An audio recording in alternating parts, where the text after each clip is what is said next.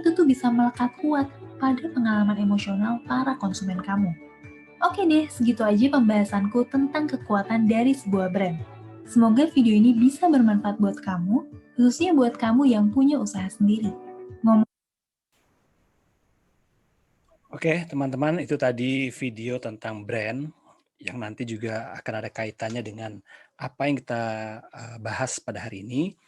Jadi saya tidak mengulang lagi, mengulang sedikit lah ya tentang materi eh, yang pernah saya share baik di video maupun di materi dalam bentuk PowerPoint. Jadi Anda mungkin sudah baca dan sudah mendengarkan materi saya. Jadi saya hanya menekankan pada implementasinya atau penjelasannya lebih sedikit mendalam ya tentang bauran pemasaran, karena kita membahas tentang bauran pemasaran. Ya, ini bauran pemasaran. Mungkin Anda sudah lihat, sudah familiar dengan yang namanya slide ini yang sudah ada juga dibagikan atau di-share sama saya. Nah, ini adalah element of promotional mix ya. Ada yang mengatakan bahwa bauran komunikasi pemasaran, ada juga bauran promosi. Ya, kita fokus pada yang namanya elemen-elemennya aja yang mirip-mirip ya, hampir sama semuanya ya. Jadi kita fokus di situ aja, sehingga nanti kita nggak bingung ketika kita mau implementasi gitu kan. Oke, teman-teman. Ini ada personal selling, ada sales, ada direct marketing, advertising, kemudian ada public relations, marketing. Ya, ini adalah elemen-elemen yang nanti diintegratedkan di dalam satu strategi pemasaran, ya, strategi pemasaran. Jadi teman-teman juga saya ingatkan bahwa kita jangan sampai terjebak untuk ini ya, maksudnya terjebak dalam arti kata kita akhirnya jadi belajar tentang manajemen pemasaran ya. Jadi kita tidak fokus di manajemen pemasarannya, tapi kita lebih pada komunikasinya. Karena kita adalah jurusan komunikasi, jadi kita mempelajari semua yang punya ilmu komunikasinya. Karena ilmu komunikasi itu bisa dikatakan ilmu yang multidisiplin. Multidisiplin adalah di mana komunikasi itu hampir ada di semua ilmu pengetahuan. Baik itu biologi, matematik, fisika, psikologi gitu kan, semua ada yang namanya komunikasinya. Sehingga kalau kita nanti belajar lagi tentang mendalam tentang ilmu komunikasi, ada namanya komunikasi biologi, ada komunikasi psikologi, ada komunikasi yang namanya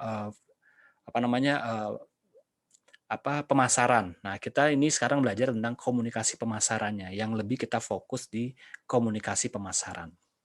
Ya, ya kita akan bahas dulu bauran pemasaran ya, bauran pemasaran yang kemarin saya juga sudah bahas, di mana ini adalah satu integrasi atau koordinasi dari seluruh kegiatan marketing untuk apa? Agar untuk dorongan informasi, dorongan dari pemasarannya itu lebih optimal. Karena nggak bisa dilakukan sendiri-sendiri, iklan-iklan aja gitu kan, direct selling aja. Tapi harus diintegrasikan. Ya, nanti kita akan coba sedikit bahas tentang Integrated Marketing Communications, IMC ya, yang hampir-hampir mirip juga dengan bauran promosi atau bauran komunikasi pemasaran. Ya, ini seperti ini ya, nanti ada yang namanya variabel-variabelnya itu tadi saya katakan ada periklanan, personal selling, publicity, promosi penjualan dan lain-lain. Nah, kita awali dengan namanya iklan ya. Jadi Anda harus membedakan nanti yang namanya iklan dan periklanan dulu ya, yang paling sederhananya.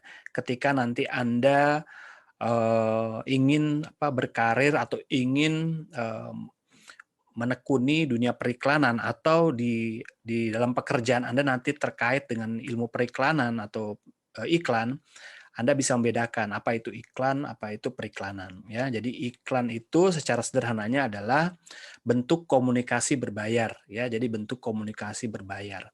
Kita berbayar apa? Kita bisa membeli space, membeli ruang di baik di majalah, ruang di koran, atau ruang spot namanya beda-beda ya, tapi dia ruang sebenarnya.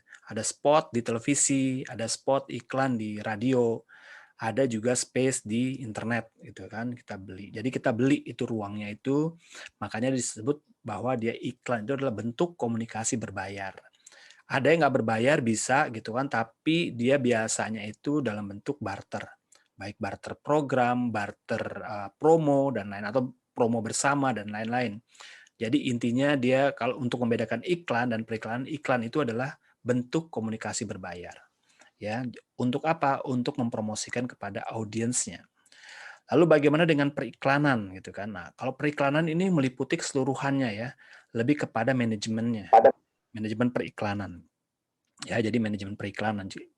Jika Anda bicara tentang iklan, periklanan, artinya Anda bicara tentang hal-hal yang terkait keseluruhannya dari mulai penyiapan, perencanaan, pelaksanaan, pengawasan, pemilihan media, sampai ke evaluasi dan analisis. Jadi itu periklanan ya. Jadi nggak sekedar bentuk komunikasi berbayar, tapi dia ini keseluruhan. Jadi Anda bisa bedakan. Makanya kita ini jurusannya adalah atau nanti ada jurusan komunikasi, jurusannya atau konsentrasinya periklanan. Karena dia akan mempelajari seluruhnya. Seluruh aspek-aspek yang ada dalam komunikasi pemasaran. Ya, seluruhnya dia akan pelajari. Iklan dan periklanan ya. Ini jadi Anda bisa bedakan ya. Dalam iklan ya ada faktor yang penting dalam iklan maupun dalam hal-hal yang terkait dengan promosi, baik itu promosi ya Anda personal branding ataupun produk ataupun jasa ya, Anda harus minimal ada 4 faktor yang Anda harus perhatikan, yaitu faktor kreatif, faktor media, faktor penerima pesan dan faktor produk gitu kan. Faktor kreatif ini ditaruh di depan karena apa? Ide mulainya dari awal adalah faktor kreatif. Bagaimana mencari ide? Bagaimana kita membuat sebuah pesan iklan itu berbeda dengan yang lain? Atau kita mencari ide untuk menyampaikan pesan yang dapat diterima dengan gampang oleh si konsumen. Itu adalah kreatif. Nah, bagaimana munculnya kreativitas? Nah, seperti yang saya pernah sampaikan kemarin, cara menemukan kreativitas adalah dengan tahu yang namanya produk dan segmentasi pasarnya. Ya, segmentasi pasar kita siapa gitu kan, kemudian tinggal di mana, penghasilannya berapa, umurnya berapa, kemudian dia level pendidikannya berapa jauh gitu kan. Nah, inilah baru muncul namanya kreativitas. Ide awalnya itu dari situ.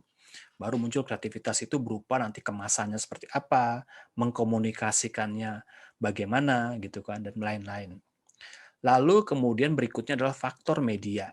Nah, faktor media ini adalah pemilihan media. Misalnya ketika kita udah nih ada ide kreatifnya, udah dapat semua, tapi kita pemilihan medianya salah atau tidak tepat gitu kan. Ketika Anda ingin menjual misalnya sebuah produk minuman, mineral misalnya, tapi media yang Anda pilih misalnya gitu kan, misalnya media yang Anda pilih misalnya eh, sosial media atau sosial media misalnya. Ya, sosial media tapi juga sosial medianya yang terkait yang tidak terlalu luas gitu kan.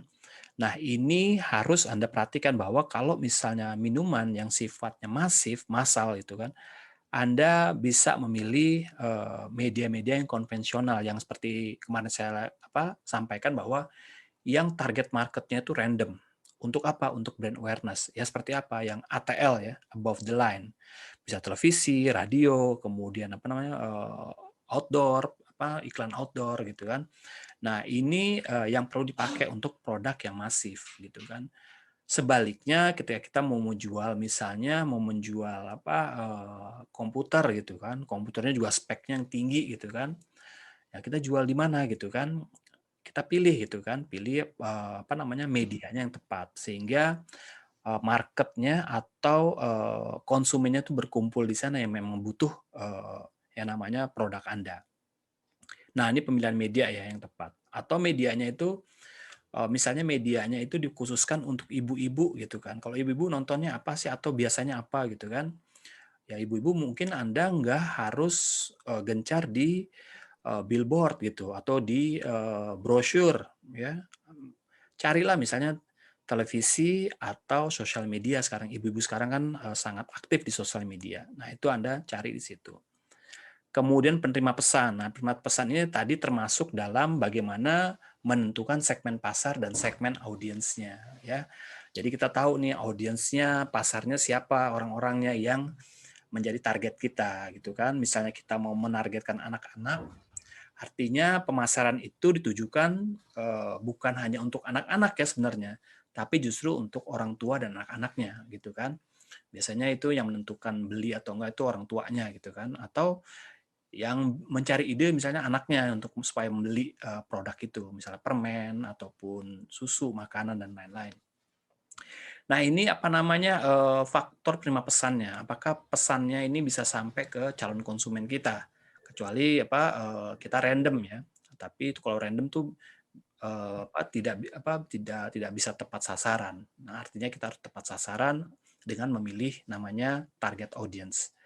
Lalu kemudian produknya.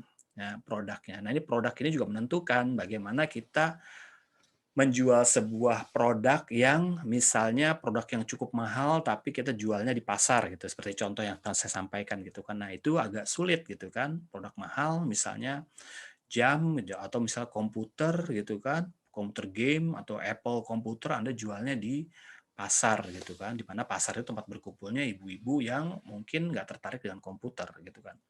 Nah, ini Anda harus tahu juga produk, penerima pesan, media, dan kreatif. Nah, ini faktor-faktor ini penting nanti Anda bisa pegang atau bisa catat sebagai pegangan Anda untuk menentukan langkah-langkah karya untuk di bidang promosi. Apapun ya, misalnya Anda mau nyalek juga gitu ya. Anda berniat untuk nyalek nih, untuk mau jadi lurah atau RW atau RT di tempat Anda harus tahu yang namanya 4 faktor ini. Faktor kreatifnya apa gitu kan. Apakah fotonya harus berbeda atau visinya saya mau sampaikannya harus unik gitu misalnya. Lalu medianya apa? Apakah pakai namanya banner ataukah pakai yang namanya media sosial atau pakai sekedar brosur gitu kan. Kalau media sosial artinya dia tuh targetnya hampir semua orang artinya gitu kan kalau media sosial. Itu nggak efektif juga. Artinya Anda bisa menggunakan misalnya media sosial adalah dalam bentuk WA misalnya, karena lingkungan Anda tuh RW aja atau RT gitu misalnya. Atau brosur saja gitu kan. Nah, itu yang tepat itu pilihannya. Jangan di pemilihan RW tapi Anda promosinya sampai ke TV gitu kan. Ini siapa gitu kan. Nah, ini perlu ditentukan ya, perlu tahu juga kalau misalnya kita mau personal branding. Medianya tahu, penerima pesannya siapa gitu dan produknya apa. Produk itu bukan produk dalam arti kata produk fisik ya, tapi produk itu dalam bentuk misalnya program atau nama Anda gitu kan. Nah, itu yang Anda akan jual sebabnya. Itulah produk yang kalau misalnya di dalam konteks personal branding. Oke, teman-teman, setelah iklan kita masuk ke yang namanya pemasaran langsung, kemudian promosi penjualan dan personal selling ya. Pemasaran langsung dan personal selling yang ini kadang-kadang kita agak rancu ya. Teman-teman yang mungkin bergelut di bidang marketing, bedanya direct marketing sama personal selling apa sih, kan sama-sama langsung gitu kan. Ya, tapi kalau direct selling ini ada medianya ya, ada surat, ada telepon, ada internet, biasanya seperti itu gitu kan.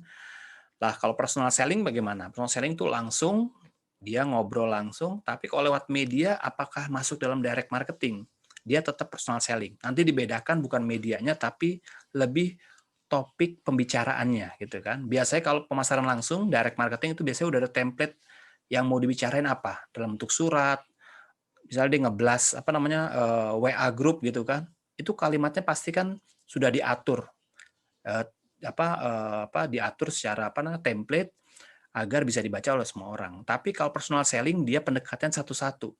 Mungkin dari orang yang satu dengan orang yang kedua cara ngomongnya berbeda-beda gitu kan. Nah, itu personal selling. Meskipun lewat media ya, itu bedanya seperti itu. Dia harus pendekatannya emosional, pendekatannya person to person, deket gitu kan. Mungkin nggak bisa langsung jualan. Anda bisa main dulu ke rumahnya, mampir dulu, misalnya ngobrol soal sinetron dulu misalnya, baru masuk ke penjualan misalnya seperti itu. Tapi kalau pemasaran direct marketing nggak bisa Anda ngomong sinetron dulu, ngomong apa, waktunya nggak cukup. Dan kalau promosi penjualan, satu lagi sales promotion itu lebih kepada targetnya adalah volume penjualan. Volume penjualan itu biasanya indikatornya adalah bagaimana kita jual sebanyak-banyaknya. Artinya bentuk komunikasinya apa? Bentuk komunikasinya adalah direct sell. Jadi pemasarannya langsung. Jadi nggak pakai basa-basi, langsung jualan. Nah ini untuk mengejar target.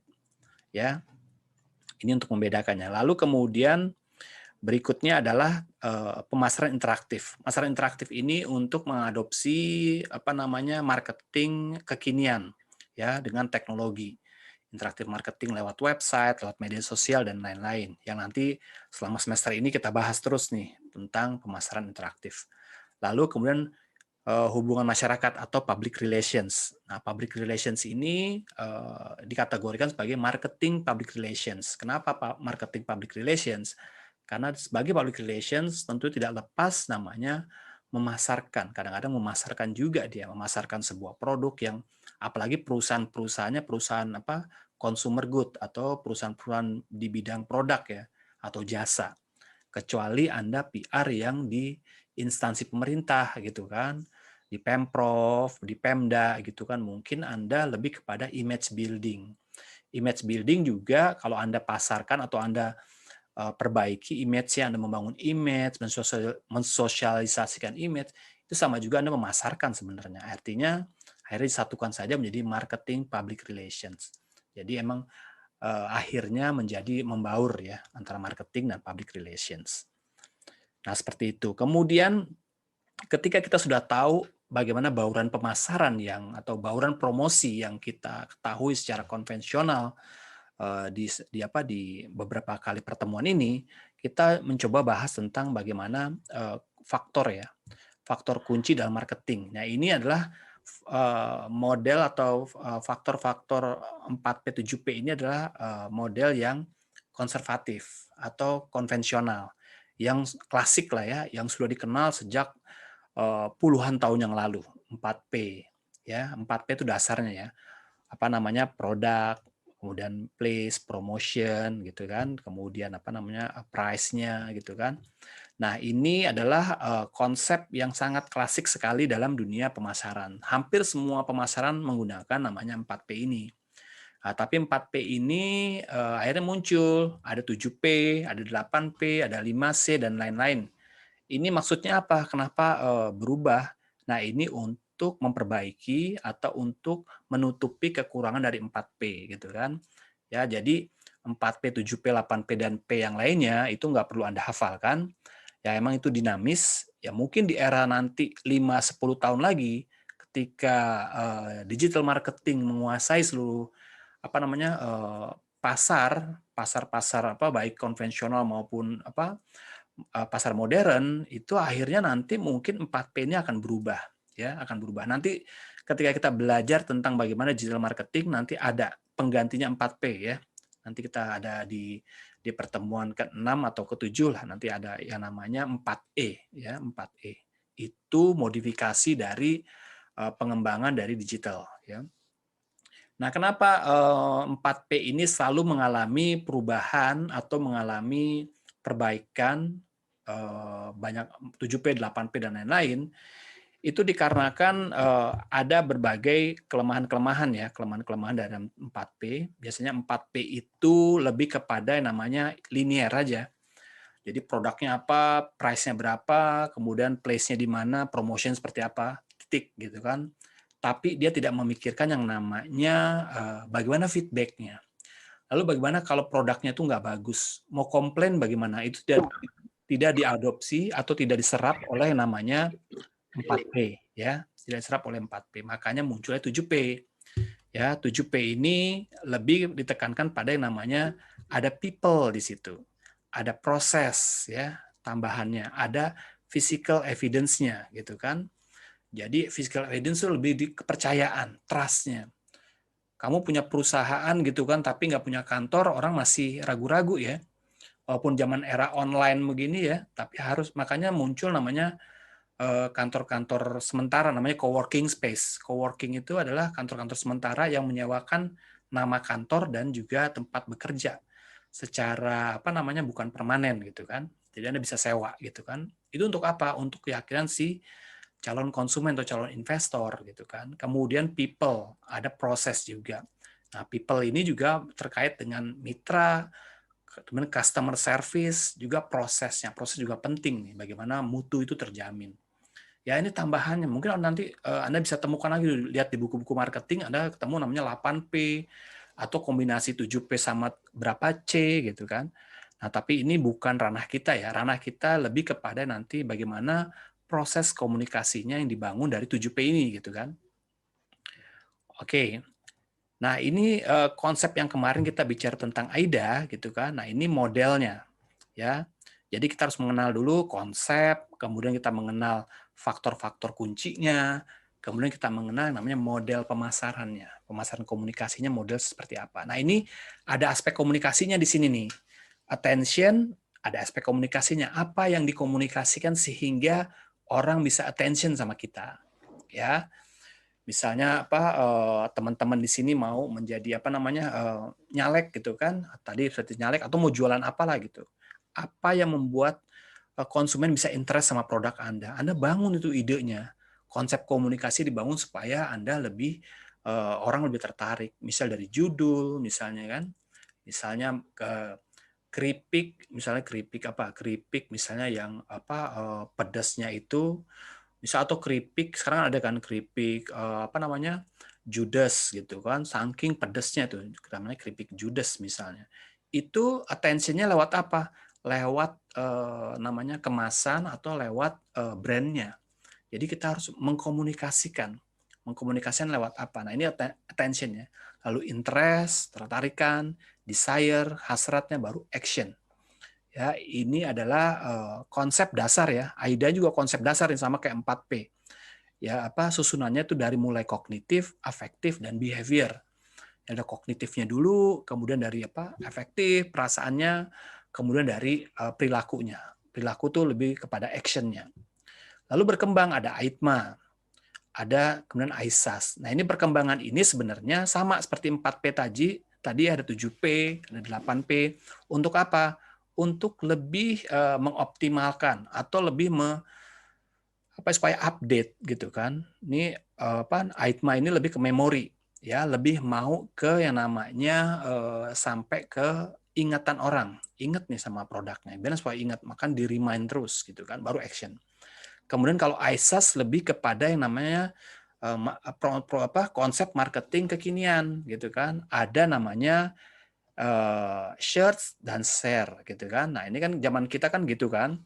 Misalnya kita mau beli apa namanya sebuah produk gitu kan, saya mau jualan nih.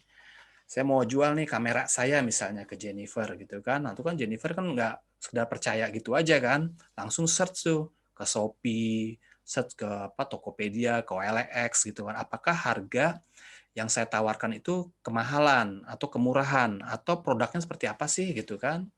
Nah, itu Anda kan pasti akan search.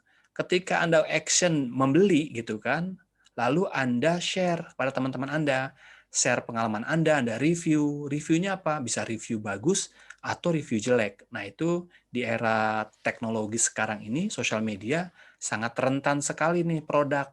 Makanya produk tuh kalau bagus, bagus banget. Kalau jelek, wah udah jelek, udah habis lah gitu kan. Akhirnya produk Anda nggak jadi apa viral gitu kan. Nah, ini yang menjadi dasar kita ya dalam membuat rangkaiannya, membuat strategi nih.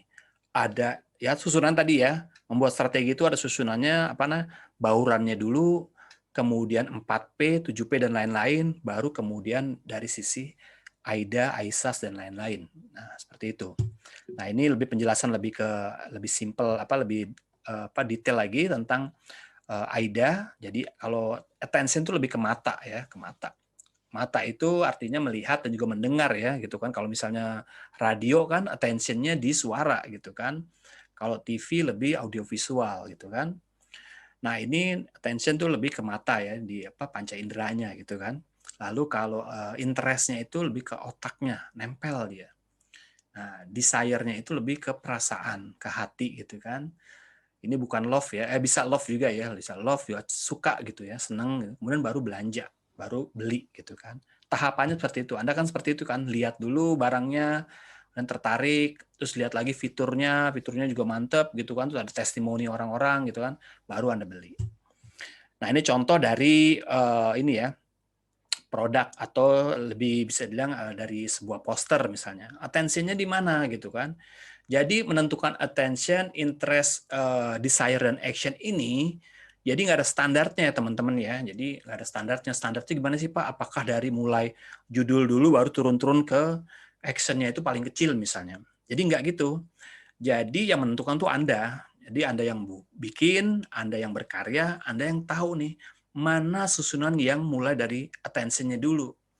Mungkin attention-nya dari teman-teman misalnya maunya judulnya, kan judulnya dibesarkan, ditebelin, di bold gitu kan warnanya, dan kemudian lebih dominan. Nah itu attention. Nah, interest-nya masuk ke mobilnya. Pak, saya nggak mau judulnya deh, saya mau mobilnya. Ya udah mobilnya dibesarin, mungkin fotonya bagus, menjadi attention dia. Judulnya jadi interest-nya aja mungkin ya. Bisa dibalik-balik ya, jadi apa dinamis. Kecuali action ya. Action dan juga kalau action itu biasanya terkait dengan yang namanya segera gitu kan. Menyegerakan itu seperti apa sih? Misalnya potongan harga, kemudian apa ada cashback, kemudian ada yang namanya tenggat waktu. Misalnya ini hanya berlaku hanya 2 hari loh, cepat gitu kan. Nah, itu action. Orang menjadi tadinya baru cuman mikir-mikir aja jadi buru-buru beli gitu kan, action. Nah, ini satu kesatuan dalam bentuk poster. Lalu bagaimana dalam satu konten ya, konten khususnya teks gitu. Nah ini baru ya, kalau teks ini bisa kita urutkan nih berdasarkan memang urutannya ya, A, I, D, A gitu kan. Dari attention-nya itu adalah judulnya ya, Anda kasih judul, tas laptop ya, tas muat laptop 15 tapi ringkas gitu kan. Nah, apa nih gitu kan. Nah, kan tertarik tuh orang baca, akhirnya interest nih. Interestnya lebih apa nih? Lebih kepada ada diskon spesial gitu kan. Desire-nya apa? Ada fiturnya di situ. Ada fitur-fiturnya, ada kompartemennya, fiturnya disebutkan ada apa? Bisa dipakai sekolah, kuliah, kerja juga boleh bisa. Lalu desire dan action-nya apa? Yuk gitu kan. Ada yuk-nya biasanya, terus ada cashback-nya, ada harganya dan lain-lain. Nah, ini dalam bentuk yang namanya teks di media sosial. Halo, atau kamu misalnya, Pak, saya mau di fotonya aja, boleh di fotonya aja, nanti teksnya itu misalnya hanya memperkuat misalnya desire-nya, atau lebih memperkuat misalnya di action-nya, boleh juga gitu kan. Nanti di pertemuan ke berapa ya, ke-5 kalau nggak salah, jadi nanti kita mencoba simulasi. Dan juga nanti kurang lebih kalau nanti seputar UTS, ya UTS nanti seputar analisis lah. Jadi nanti saya berikan contoh kasus iklan, baik iklan di media sosial maupun iklan TV maupun iklan apa namanya poster ya macam-macam. Lalu Anda analisis. Analisisnya dari tadi ya, dia ini termasuk bauran promosi atau bauran komunikasi masalah bentuk apa nih gitu kan? Oh bentuk advertising atau bentuk keduanya advertising dan direct marketing nih. Nah itu contohnya seperti itu ya. Kemudian Anda bisa lihat nggak dari 4P dari produk ini apa? Oh misalnya apa? Anda produknya apa? Jual di mana? Kemudian harganya berapa? Ada nih unsur 4P-nya. Kemudian lari lagi ke analisis. Coba cari unsur namanya unsur AIDA-nya, attention, interest, desire, dan action-nya di mana dalam konteks poster atau iklan ini. Anda cari, Anda jelaskan, lalu Anda berikan opini. Misalnya Anda bisa kasih masukan pada iklan itu, misalnya action-nya kurang action gitu kan, atau Anda beri masukan, atau Anda beri opini dalam bentuk opini ya. Jadi Anda analisis, berikan opini. Jadi seputar itu ya.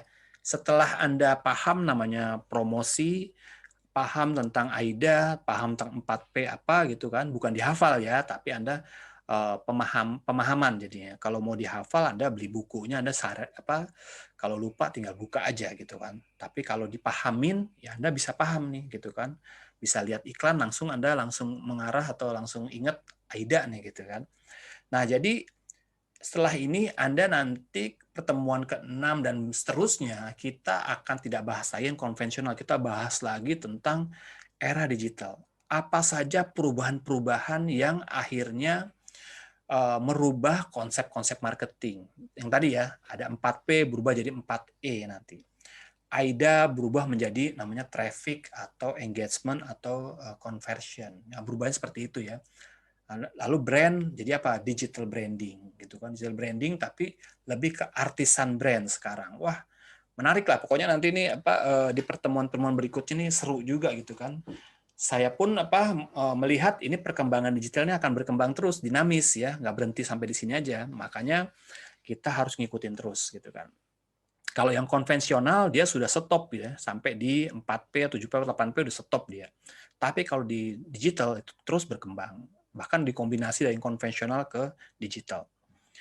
Oke teman-teman, nah ini contoh iklan juga ya, yang menarik ya. Nah ini poster film Ant-Man yang saya katakan waktu di video kemarin ya, bahwa ini poster ini mempunyai efek attention-nya sangat besar, sangat kuat dan powerful. Di mana powerful-nya kira-kira gitu kan? Apakah di ini font-nya, apa di yang kecilnya ini nih? Apa namanya? Ini ya, di apa? Di gambar ini, apakah di gambar ini yang paling kecil ini gitu kan? Ya, jadi menurut saya Pak ini justru kekuatan attention-nya itu ada di putihnya ini gitu kan ya, di putihnya ini. Nanti kalau ada yang berpendapat Pak enggak di putihnya, saya berpendapat bahwa itu di font-nya yang kuat, yang sangat sangat besar gitu kan, boleh aja gitu kan. Jadi nggak ada benar salah ya, yang penting argumennya tepat ya. Kalau saya melihat yang paling kuat adalah putihnya ini gitu kan, putihnya ini. Kenapa putihnya ini? Karena dia sangat menarik perhatian ya ketika kita lihat poster film tapi kosong gitu kan.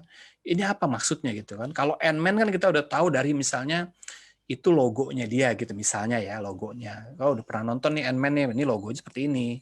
Gitu misalnya Avenger juga punya logonya seperti apa gitu kan. Ant-Man kita udah tahu nih Ant-Man seperti ini. Tapi yang menarik adalah kok kosong ya. Tapi kita lihat tuh kok ada titik di sini, tiba-tiba kita akhirnya nge-zoom gitu kan. Ketika kita zoom gitu kan, ternyata kita zoom, oh ternyata Ant-Man-nya ada di sini gitu kan. Nah ini kecilnya Ant-Man-nya gitu kan. Ini menarik banget gitu kan ketika kita lihat posternya ternyata bermain visualnya sangat bagus. Ya, kadang-kadang saya juga mikir juga kok bisa kepikiran gitu ya sama bikin seperti ini gitu kan. Nah ini contoh Ant-Man. Nah satu contoh lagi adalah ini ya, contoh iklan dari iklan YouTube-nya Agung Hapsah, seorang YouTuber ya, YouTuber ini sangat terkenal ya, YouTuber Indonesia.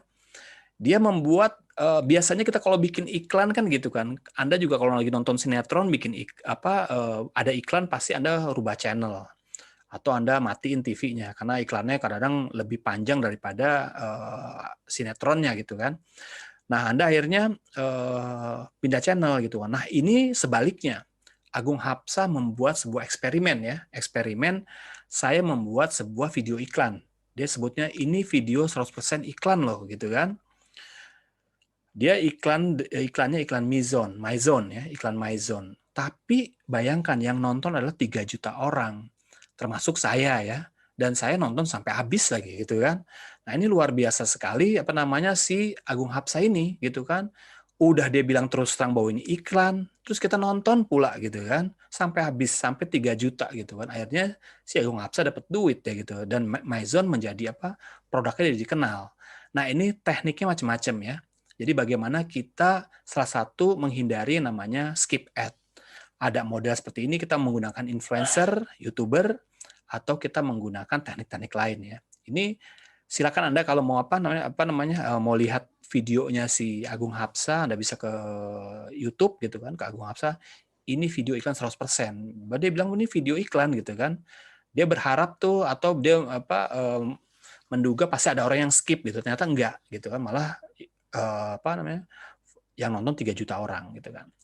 Satu lagi adalah iklan yang menarik bagi saya ya adalah iklan ini bumbu masak atau bumbu masak ya, iya konsep bumbu masak.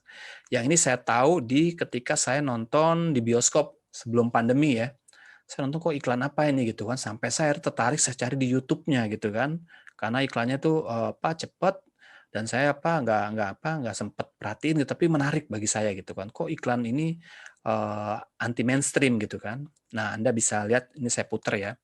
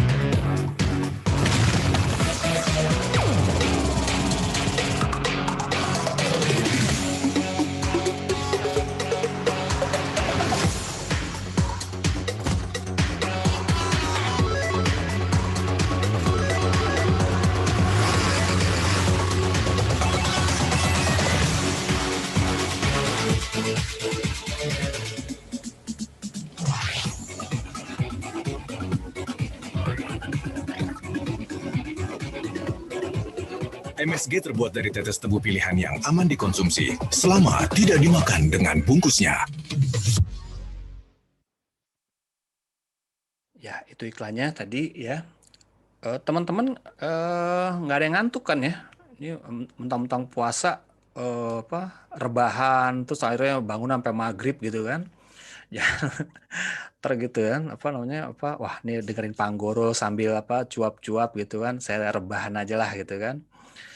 Ya mudah-mudahan suara saya nggak bikin Anda ngantuk ya, kecuali saya nyanyi atau Pali Branton nyanyi gitu kan, nyanyi sepanjang jalan kenangan. Nah itu baru kita tidur semua mendingan ya. Oke, ini tadi iklannya ya, iklan tentang bumbu masak yang saya tahu dari di bioskop. Ini tertarik banget saya gitu kan. Ini tapi anti mainstream, di mana iklan ini menampilkan gayanya itu bukan gaya bumbu masak pada umumnya gitu kan. Nah ini bagian dari kreatif tadi ya, faktor kreatif tadi. Bagaimana kita istilahnya di plotnya di twist gitu kan, orang tuh menduganya tuh bahwa ini pasti iklan kartu prabayar atau misalnya iklan rokok atau iklan baju gitu kan, tapi ternyata dia iklan bumbu masak. Nah ini kan sangat luar biasa dan nempel banget di otak saya gitu kan ketika namanya iklan ini diputar gitu kan. Apakah iklan ini mempengaruhi pembelian? Ya enggak juga gitu kan.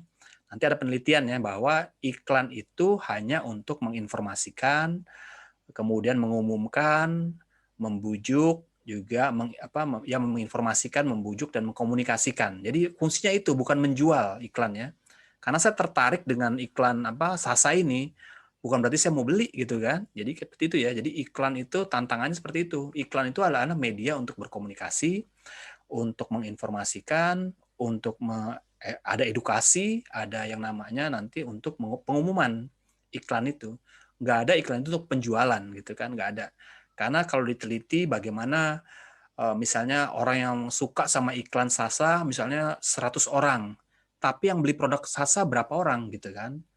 Kalau saya laki-laki semua yang nonton nih gitu kan, bumbu masak ini nggak secara otomatis saya tiba-tiba bergegas untuk ke pasar beli Sasa atau ke Indomaret beli Sasa, nggak gitu kan.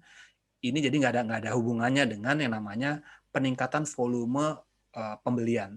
Tapi media marketing atau media iklan ini hanya untuk memberikan atau mendorong supaya orang lebih paham, lebih tahu, kemudian teredukasi dan lain-lain ya. Bukan untuk membeli. Tapi kalau ada efek, tapi saya bisa beli juga gara-gara iklan itu, ya boleh. Tapi umumnya itu kalau diukur dalam riset penelitian skripsi, tesis maupun disertasi, itu tidak menunjukkan adanya hubungan keterkaitan antara iklannya bagus, kemudian penjualannya bagus. Itu nggak ada. Ada yang iklannya jelek gitu kan, tapi penjualannya bagus, ada juga kan, gitu. Ada yang nggak beriklan sama sekali, tapi omsetnya juga tinggi. Nah itu sangat dinamis sekali. Jadi nggak bisa patokan bahwa iklan itu ketika kita iklan besar-besaran, misalnya Unsia nih, iklan promosi kampusnya besar-besaran di media televisi. Lalu nanti dicek penerimaan mahasiswanya yang ditargetkan masuk nggak gitu kan. Biasanya itu nggak ada korelasinya atau nggak ada hubungannya. Ya seperti itu ya. Nah ini kemudian saya tampilkan lagi iklan-iklan yang ini ya, iklan-iklan yang unik lah ya, yang Anda nanti bisa menjadi referensi Anda untuk membuat sebuah iklan gitu kan, misalnya. Atau membuat karya lah, bahwa ada orang-orang yang memang memikirkan ide bagaimana supaya iklan itu menarik dilihat. Nah ini namanya iklan skip ad. Skip ad itu adalah bagaimana di YouTube ya, kalau Anda lihat di YouTube, iklan di YouTube itu banyak pasti ada di sisi bawah kanan tuh ada skip ad. Ada hitungannya tuh, ada 5, 4, 3, 2, langsung ada buru-buru skip gitu kan. Itu karena apa? Karena iklan nggak menarik bagi Anda. Tapi ada iklan-iklan yang memang dia mengklaim bahwa ini iklan anti skip gitu kan. Bukannya iklannya nggak bisa di skip, tapi iklannya menarik sehingga orang mau nonton sampai selesai. Seperti tadi ya, iklannya si Agung Hapsa itu termasuk iklan yang anti skip ya. Nah ini iklan satu lagi ya, bisa saya sampaikan iklannya.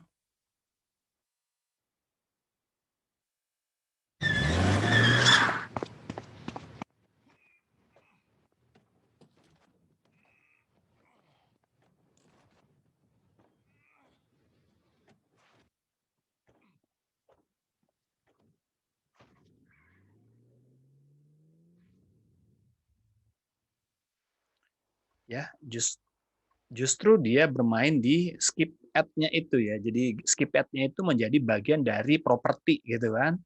Orang mau skip gitu kan, tiba-tiba orang nggak jadi karena apa? Dia ngeliat kok ini penasaran nih orang kok skip ad-nya justru diangkat sama dia. Dan itu bagaimana dia mencoba melihat kenyataan bahwa setiap orang pasti akan skip. Nah, sekalian aja dia menjadi skip ad itu menjadi bagian dari properti dari si iklan tersebut gitu kan. Nah, ini ada lagi. Nah, ini kalau Anda contoh promosi lagi ya. Nah, ini contoh promosinya nih. Nah, ini ada contoh promosi yang di sebelah kiri ini. Menurut Anda ini iklannya McDonald apa iklannya Burger King nih kan? Ya, kalau Anda lihat di sini kan, kok Burger King paling besar, attention-nya paling tinggi nih Burger King gitu kan. Kalau kita pakai konsep AIDA, Burger King adalah attention-nya paling tinggi gitu kan dibanding McDonald. Tapi ini adalah bagian dari bentuk strategi gitu kan. Kenapa? Ya biarin aja dia attention-nya Burger King, tapi dilihat bahwa Burger King menurut iklan ini jaraknya itu jauh dari tempat kita berada sekarang ini gitu kan. Tapi McDonald itu cuma 5 kilo gitu kan. Terserah Anda kalau Anda mau ke Burger King itu Anda harus melewati berbagai jaraknya sampai ratusan kilo gitu kan. 258 kilometer. Tapi kalau McDonald hanya 5 kilometer. Nah, ini adalah iklan-iklan yang sebenarnya ini kita nggak bicara tentang etika iklan ya. Etikanya misalnya, wah ini nggak bagus nih, misalnya masa ada logo Burger King taruh di situ gitu kan, dan sebagai pembanding gitu kan. Jadi kita nggak bicara itu, tapi kita bicara kreativitasnya seperti apa. Nah ini ya iklannya. Kemudian ada lagi satu iklan yang diklaim juga sebagai iklan yang anti skip. Nah saya juga begitu. Ketika saya nonton iklan ini, saya buru-buru mau skip gitu kan, tapi ternyata jari saya di tempat skip ad itu terhenti ketika melihat kok iklannya bergeraknya seperti ini gitu kan. Nah Anda bisa lihat iklannya. Don't thank me. Thank the savings. You can't skip this Geico ad because it's already over. Geico, 15 minutes could save you 15% or more on car insurance.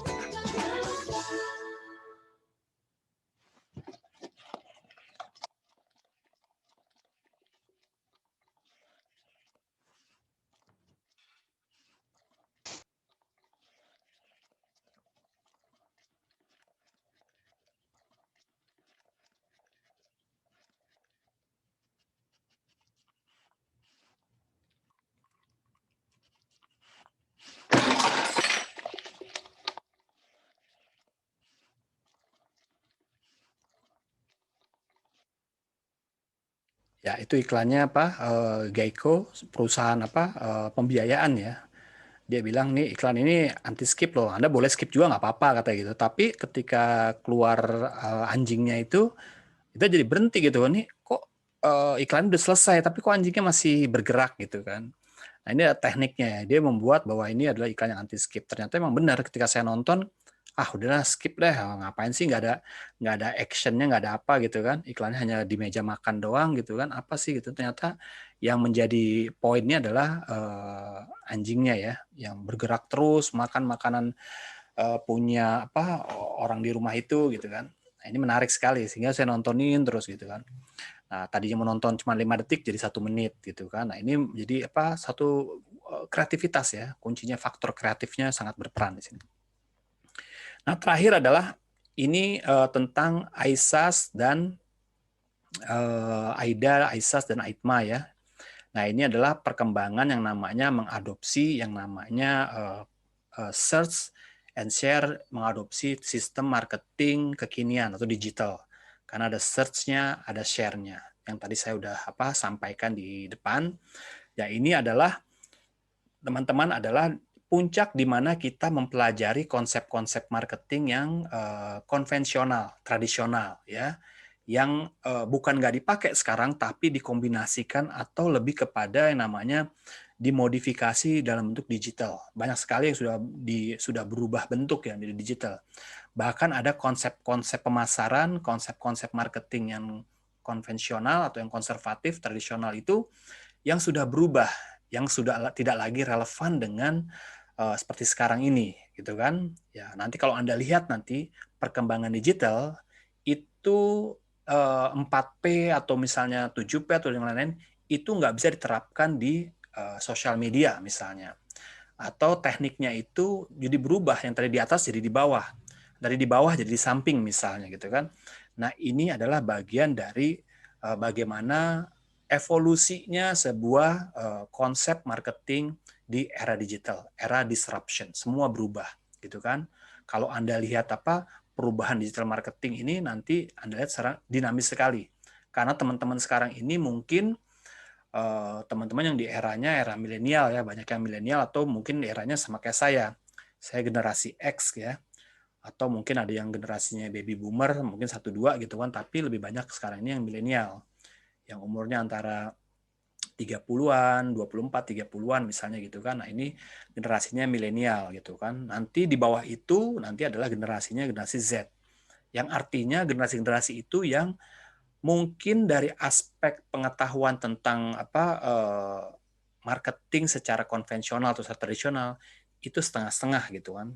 Tapi dia lebih tahu, lebih paham di era yang digital. Nah, ini perlu dikombinasikan ya jadinya ya.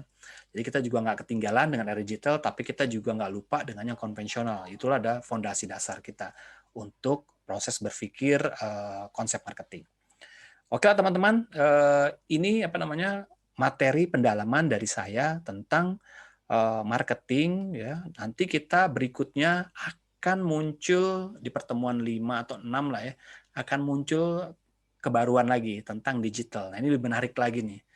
Menarik lagi nanti di era tapi tanpa melupakan yang namanya era yang konservatif ini ya, tetap Anda pegang gitu kan sebagai ide awalnya, nanti Anda kembangkan. Nah, nanti kita masuk ke digital. Nah, sebelum masuk ke digital, saya nanti evaluasi dulu gitu kan teman-teman bagaimana pengetahuan tentang yang materi-materi yang saya sampaikan itu bisa dipahami gitu kan. Oke teman-teman, itu materi yang hari ini yang saya bahas, dan selanjutnya saya menginginkan ini ada diskusi ya, diskusinya saya harapkan ini lebih kritis lagi ya, kritis dalam arti kata menarik ya untuk dibahas dari kasus-kasus yang mungkin Anda alami, kasus-kasus yang mungkin Anda harus mau pertanyakan gitu kan, karena selama ini mungkin jadi ganjilan Anda di era sekarang ini, baik digital maupun di konvensional. Oke teman-teman, silakan yang mau bertanya ya, tentunya seperti biasa diawali dengan pertanyaan dari wanita ya, karena yang prianya nanti di detik-detik terakhir aja gitu kan. Oke, silakan, apalagi Pak Libranton itu detik-detik terakhir lah, injury time itu baru boleh nanya gitu kan. Oke, teman-teman yang mau tanya silakan, berdasarkan ini kan, karena ini paket kan, ada yang tadinya PPT-nya saya sampaikan, kemudian ada video kuliah yang saya sampaikan juga secara monolog, kemudian ada interaktifnya sekarang dalam video conference live gitu kan.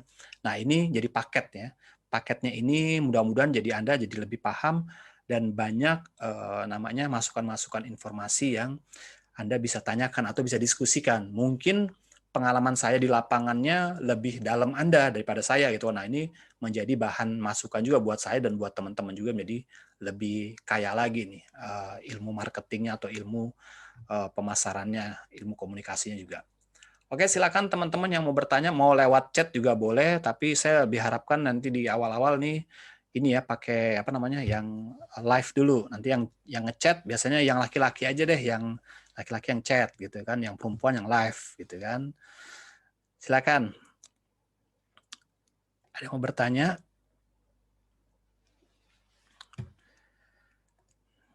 Ayo. Masa nggak ada yang tanya? Pengalaman Anda di seputar marketing atau pemahaman Anda sejak yang udah pertemuan ketiga ini mau keempat atau mau kelima ini, apa yang menjadi misalnya Anda, Pak saya masih belum paham tentang apanya gitu kan, atau oh ini Pak saya udah paham lah, udah lama nih, saya mau cepat-cepat mau ke digitalnya gitu kan, ya boleh juga kita diskusi gitu kan, yang udah Anda pahami apa atau mau diskusikan apa, nggak apa-apa sih, maksudnya kita santai aja gitu kan, apalagi kita kalau bisa nih sampai jam 5:30, jadi saya langsung buka habis ini gitu kan, jadi capek gitu kan, jadi saya sambil tidur gitu. Oke silakan yang mau bertanya gitu kan. Ya nanti Anda malah rebahan di situ gitu kan. Ambil tanya. Jadi kita lebih otak kita yang kurang oksigen karena kita tidak ada makanan masuk atau minuman masuk, kurang oksigen, jadi kita stimuli nih dengan kita diskusi gitu kan. Silakan teman-teman yang mau bertanya, dipersilakan 2-3 pertanyaan dulu, nanti dilanjutkan dengan yang lain gitu kan. Ada yang bertanya? Siapa yang bertanya? Silakan. Mana nih? Dari 40-an orang loh. 40-an apa terpukau dengan ini ya, dengan lagu-lagu saya dan ceramah saya. Ini kan saya nggak ceramah, ini kan saya membahas yang soal yang kemarin gitu kan. Saya dalemin siapa tahu masih ada penasaran nih, yang masih belum paham nih, atau misalnya ya udah paham gitu kan, hanya mengkonfirmasi juga boleh gitu. Silakan. Ayo. Selamat siang, Pak. Oke, apa nih? Siapa? Bintang, Pak. Oh, Bintang. Oke, silakan Bintang. Mengenai tadi Bapak ada menjelaskan tentang fitur iklan anti-skip tadi, Pak. Oke, iya. Itu mengenai itu tuh ada kelebihan dan kekurangannya nggak, Pak? Terima kasih. Fitur atau lebih kepada ini ya, iklan-iklan anti-skip ya. Oke. Iya, Pak. Terima kasih. Bintang Adela Rosa. Oke.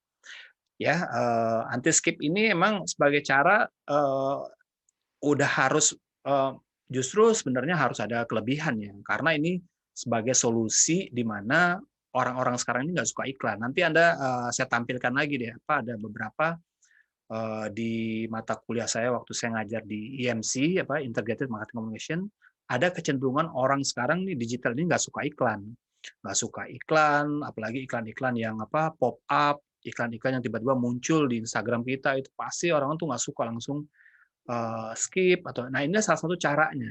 Makanya nanti konsep marketingnya digital itu berbeda dengan konsep marketingnya yang 4P dan lain-lain itu. Dia lebih nanti yang namanya storytelling. Jadi dia penjualan itu nggak mengajak, nggak menyuruh gitu, atau ya nggak ngajak lah. Dia nggak ngajak, nggak menjual, nggak menyuruh kita juga. Jadi kita ceritakan diri kita sendiri aja, tanpa harus yuk beli ya sekarang ya, segera. Itu pasti dihindari orang gitu kalau di digital sekarang. Nah, makanya dibuatlah iklan-iklan kreatif yang sekarang banyak. Yang itu biasanya dikerjakan oleh yang namanya influencer atau YouTuber-YouTuber tuh pinter-pinter tuh bikinnya. Konten kreator tuh bikin iklannya bagus-bagus. Kalau Anda follow misalnya follow anak-anak stand up comedy, saya follow beberapa orang stand up comedy, dia dapat endorse iklan gitu. Tapi diiklankannya secara menarik, secara lucu, khas dia gitu kan. Saya kira dia lagi ngomong apa, tiba-tiba oh beli ini gitu kan. Oh dia dibungkus demikian rupa sehingga orang nonton dulu gitu kan. Jadi emang ini anti skip iklan ini merupakan salah satu solusi lah. Dan ini pelajaran ini adalah yang paling sulit menurut saya ya. Nggak semua orang bisa. Saya pun kalau mau ngebuat iklan yang anti skip itu harus tes dulu 1-2 kali dulu. Nggak bisa langsung bikin langsung jadi. Karena kita kan harus melihat pasarnya seperti apa. Biasanya pasar-pasar yang paling cocok itulah pasar-pasar yang anak-anak konten kreator tuh. Anda bisa lihat tuh referensi dari situ. Anak-anak konten kreator, Agung Hapsah, kemudian siapa lagi? Saya lihat ada si Ardit ya, itu pinter membuat iklan yang tanpa harus kita nyuruh beli, bahkan ada kemasan hiburan. Nah, itu sangat harus perlu belajar lagi kita nih sama teman-teman yang konten kreator itu. Karena dia membuat iklan itu emang bukan iklan untuk seperti biasanya. Bukan iklan yang yang sangat berbunga-bunga, hiperbola gitu kan. Iklan susu Bear Brand gitu kan, iklannya gambar naga gitu kan, digambar kemasannya gambar bear, rasanya rasa sapi gitu kan, yang minum anak-anak, aduh pokoknya aneh lah gitu kan. Nah tapi itu iklan gitu kan, bedanya iklan dengan PR seperti itu, nanti Anda bisa bedakan ya. Bedanya iklan PR itu marketing PR dengan iklan yang di TV itu berbeda gitu kan. Kalau iklan memang harus yang namanya hiperbola. Harus yang dibuat-buatnya itu dibuat seperti orang tuh berhayal, berfantasi yang lebih-lebih. Makan biskuit gitu kan, biskuat gitu kan. Ketika anak kecil makan biskuat, ada bis jemputan yang lagi ngejemput dia nggak mau naik, dia maunya lari ke sekolah gitu kan. Nah itu kan unik gitu kan. Bayangin coba anaknya Pak Libranton makan biskuit itu. Ya hemat sih uang ongkosnya, tapi kan capek gitu kan, tiba-tiba akhirnya panas dingin setiap pulang gitu karena keringetan mulu gitu kan, dan kakinya jadi tebel gitu kan karena lari kenceng mulu gitu kan karena makan biskuit gitu kan, padahal itu nggak ada hubungannya sama apa namanya lari jarak jauh dan lain-lain, itu hanya dibuat hiperbola. Atau makan permen gitu kan seolah kita terbang ke awan lah macam-macam. Nah itu namanya advertising, iklan. Karena iklan itu 90% adalah istilahnya dalam di buku WOM, di buku Word of Mouth Marketing, dikatakan bahwa iklan itu adalah sebagian besar adalah berbohong. Berbohongnya apa? Karena dia dibuat seolah-olah itu kejadian seperti itu kita difantasikan. Ada contoh gitu kan di salah satu iklan di Singapura. Itu iklan DBS Bank, iklan DBS Bank. Nah, itu dia mengiklankan bahwa dia mau membuat iklan bahwa customer-nya itu adalah seperti keluarga, seperti orang dekat gitu kan. Jadi di dalam iklannya itu ada customer lagi datang, nasabahnya ya, datang ke bank, ini pas hari ulang tahunnya dia gitu kan. Di iklannya itu si siapa dikasih surprise tuh si customer, wah selamat ulang tahun, dikasih bolu, dikasih balon, macam-macam gitu kan di iklannya. Nah, orang yang nonton iklannya itu akhirnya berbuat yang sama seperti di iklan. Datang nih si nasabah nih, pas ulang tahunnya gitu kan, tapi nggak disambut, nggak dikasih surprise, boro-boro dikasih kue gitu kan, ditegur aja enggak gitu kan, akhirnya dia protes ke manajer marketingnya itu.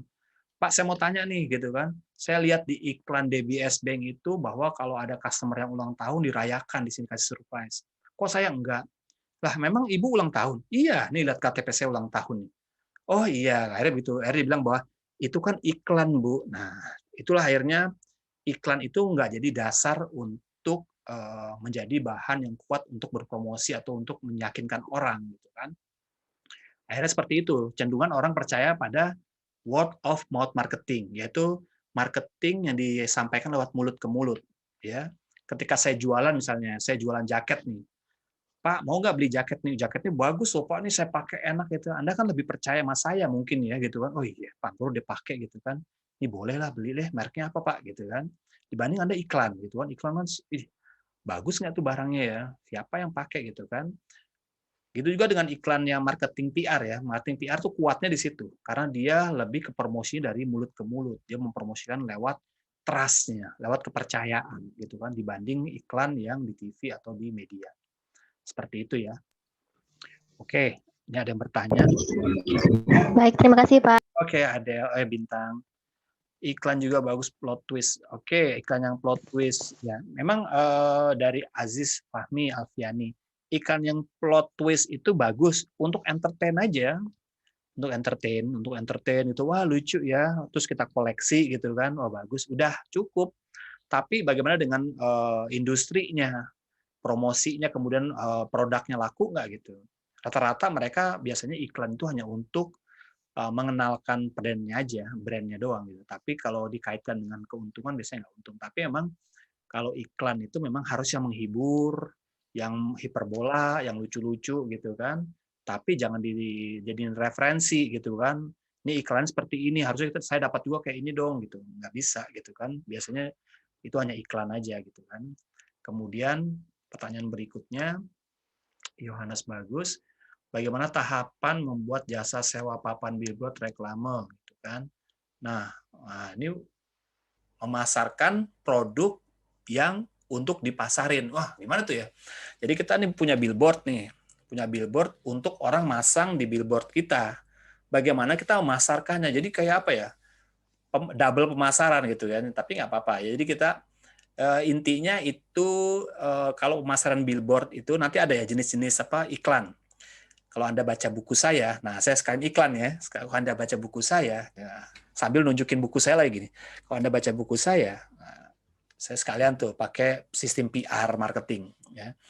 Nah kalau Anda baca buku saya ada namanya iklan jenisnya B2B, jadi business to business. Jadi Bapak memasarkan iklan reklame billboard bukan untuk perorangan gitu kan, untuk biasanya perusahaan atau brand ataupun partai ataupun apa gitu kan.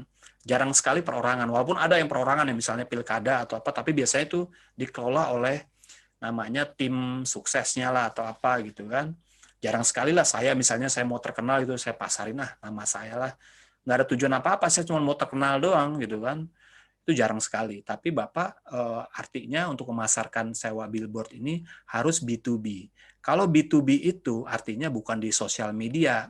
B2B itu nggak di sosial media, nggak di TV, tapi lewat apa Pak? Lewat namanya channelnya itu adalah pameran-pameran, kemudian mengirimkan yang namanya proposal-proposal, mungkin brosur juga.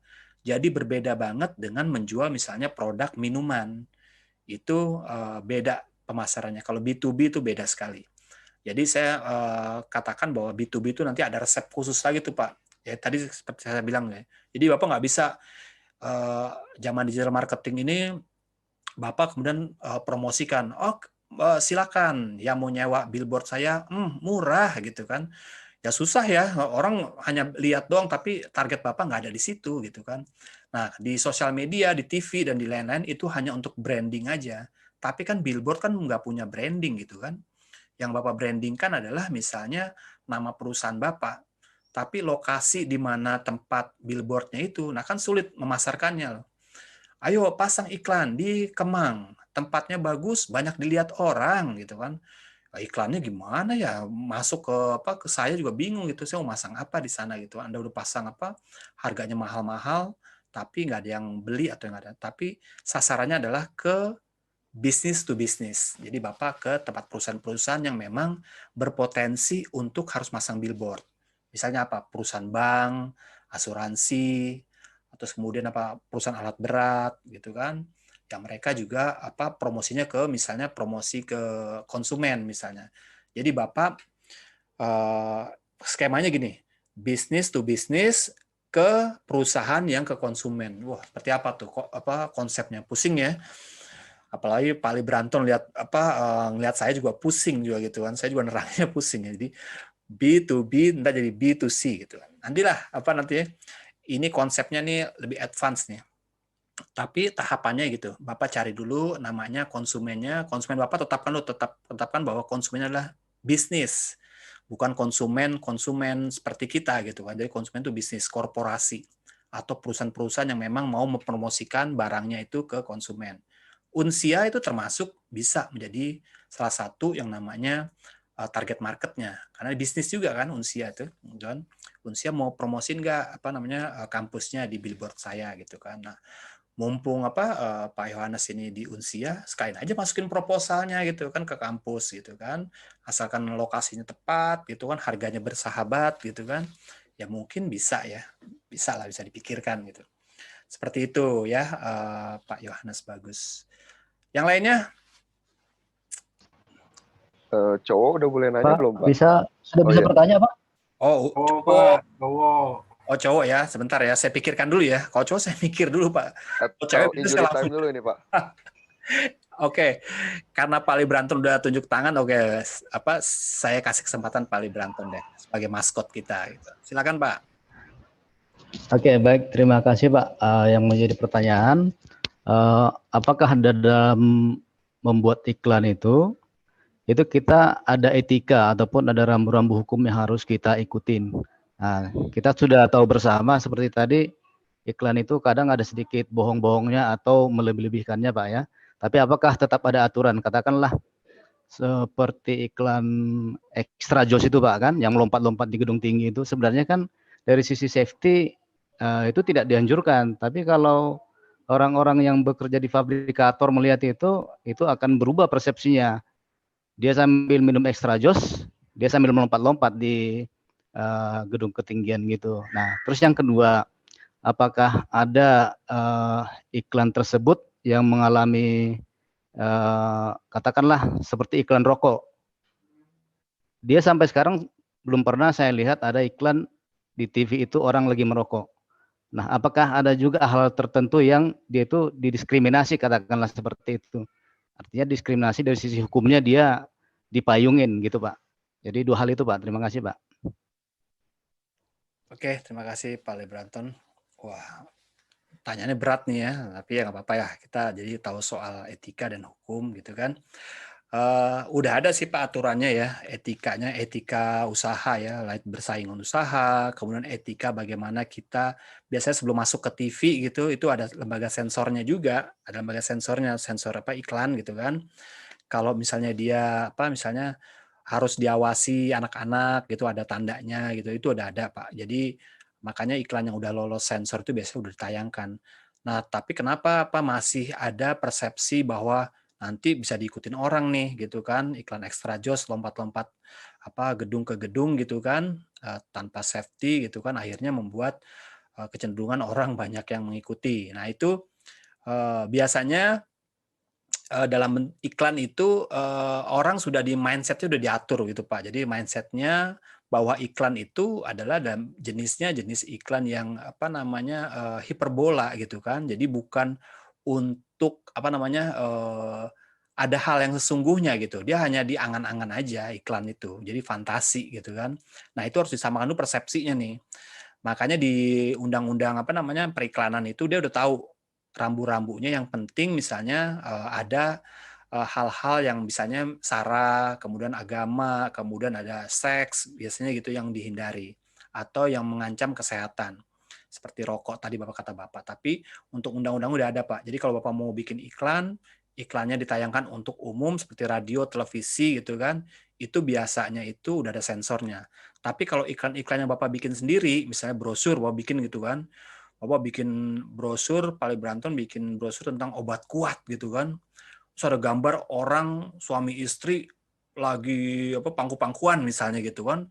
Bapak nggak sensor gitu kan. Itu kalau misalnya Bapak tetap tampilin, Bapak sebar itu orang masih terima itu masih oke selama orang yang apa terima itu nggak komplain ya. Kalau komplain gitu kan, ih kok Pali Branton bikin apa iklan obat kuat begini di brosur, bisa dilaporin juga gitu kan ke Komnas, ke Kaseto, Bapak ntar dilaporin sama Kaseto gitu kan, akhirnya kena gitu kan. Nah itu bisa Pak selama apa namanya Bapak misalnya secara diem-diem gitu iklannya gitu kan, ya kan banyak kan iklan-iklan yang kalau Bapak apa saksikan ya, saya dapat juga iklannya tuh bagaimana 4 hari ada seminar iklan tentang 4 hari apa teknik untuk apa poligami. Pernah dapat nggak Pali Branton? Biasanya targetnya Pali Branton nih biasanya gitu kan. Itu ada tuh Pak namanya. Saya aja sampai dapat Pak gitu tuh. Kok iklannya begini nih? Teknik 4 hari bisa dapat izin dari istri untuk apa poligami. Itu ada Pak, bener. Nanti saya share deh. Itu lucu banget gitu kan. Ada tekniknya ternyata Pak gitu kan. Yang Pak pemberi pelatihan itu adalah orang yang udah 4 istrinya gitu kan. Nah ini selama itu apa namanya komunitasnya dia sendiri gitu kan, nggak sampai ke orang itu bebas-bebas aja, nggak ada hukumnya. Mungkin kalau ada hukumnya ketika dilaporkan gitu kan. Tapi kalau TV yang sifatnya masif, yang ada medianya, yang medianya media nasional bahkan apa itu pasti ada hukumnya. Semua ada aspek hukumnya sebenarnya, kecuali diem-dieman ya gitu kan. Iklan-iklan ini kan iklan-iklan apa namanya di medsos gitu kan, broadcast gitu kan, itu kan kalau nggak ada pengaduan kan orang coba bayangin Pak, saya selalu dapat iklan apa namanya di Twitter itu tentang booking online. Bayangin Pak, mending kalau untuk perempuan. Saya untuk yang laki-laki juga Pak, bayangin itu saya salah apa gitu kan. Tiba-tiba saya dapat di Twitter gitu kan. Oke, ini siap di booking gitu kan. Yang tampil fotonya cowok gitu kan Pak. Aduh, gitu kan. Ya mirip kayak bapak kayak tampangnya gitu. Oh enggak, sorry ya. Dia bilang, kok begini ya gitu. Apa itu kalau saya nggak bikin pengaduan atau kita report gitu Pak, report kita blok gitu kan, ya udah akhirnya saya report, saya blok atau saya Twitter saya matiin dulu Pak, nanti saya bikin lagi. Karena hampir setiap hari Pak itu open booking gitu kan. Waduh, sampai saya capek gitu kan, saya malu juga kan kalau lagi saya presentasi gitu kan, tiba-tiba handphone saya bunyi kling gitu kan, wah open booking. Saya tampilnya wajah-wajah cowok gitu kan dengan apa dada keker gitu misalnya. Nah itu lebih apa seperti itu Pak. Ada aspek hukumnya ketika kita adukan, ngadu gitu ya. Tapi kalau nggak ada aspek aduan, ya itu biasanya lolos-lolos aja, lancar-lancar aja. Seperti kayak judi online gitu kan, tuh lolos-lolos aja Pak judi online gitu kan. Itu sebenarnya melanggar itu kan. Mau iklan rokok kayak iklan apa. Nah kalau iklan rokok itu terkait iklan rokok, Kalau masuk ke media televisi, ya memang dia harus ikut aturan, karena dia medianya itu nanti yang kena bukan rokoknya, tapi media yang menyiarkannya itu yang kena juga gitu kan, kena KPI juga. Jadi dia kenanya itu macam-macam, banyak yang kena gitu, nggak iklan rokoknya aja. Makanya kalau saya menganalisis sebuah iklan yang paling kreatif itu adalah iklan rokok, Pak. Dia menyampaikan sebuah pesan iklan rokok tapi dengan cara yang berbeda gitu kan. Walaupun kadang-kadang nggak nyambung ya. Ada orang naik parasut, ada orang keliling kota, tiba-tiba iklan rokok jarum. Itu apa ya maksudnya? Itu dicerna dari sisi nanti Bapak belajar namanya semiotika komunikasi, Pak.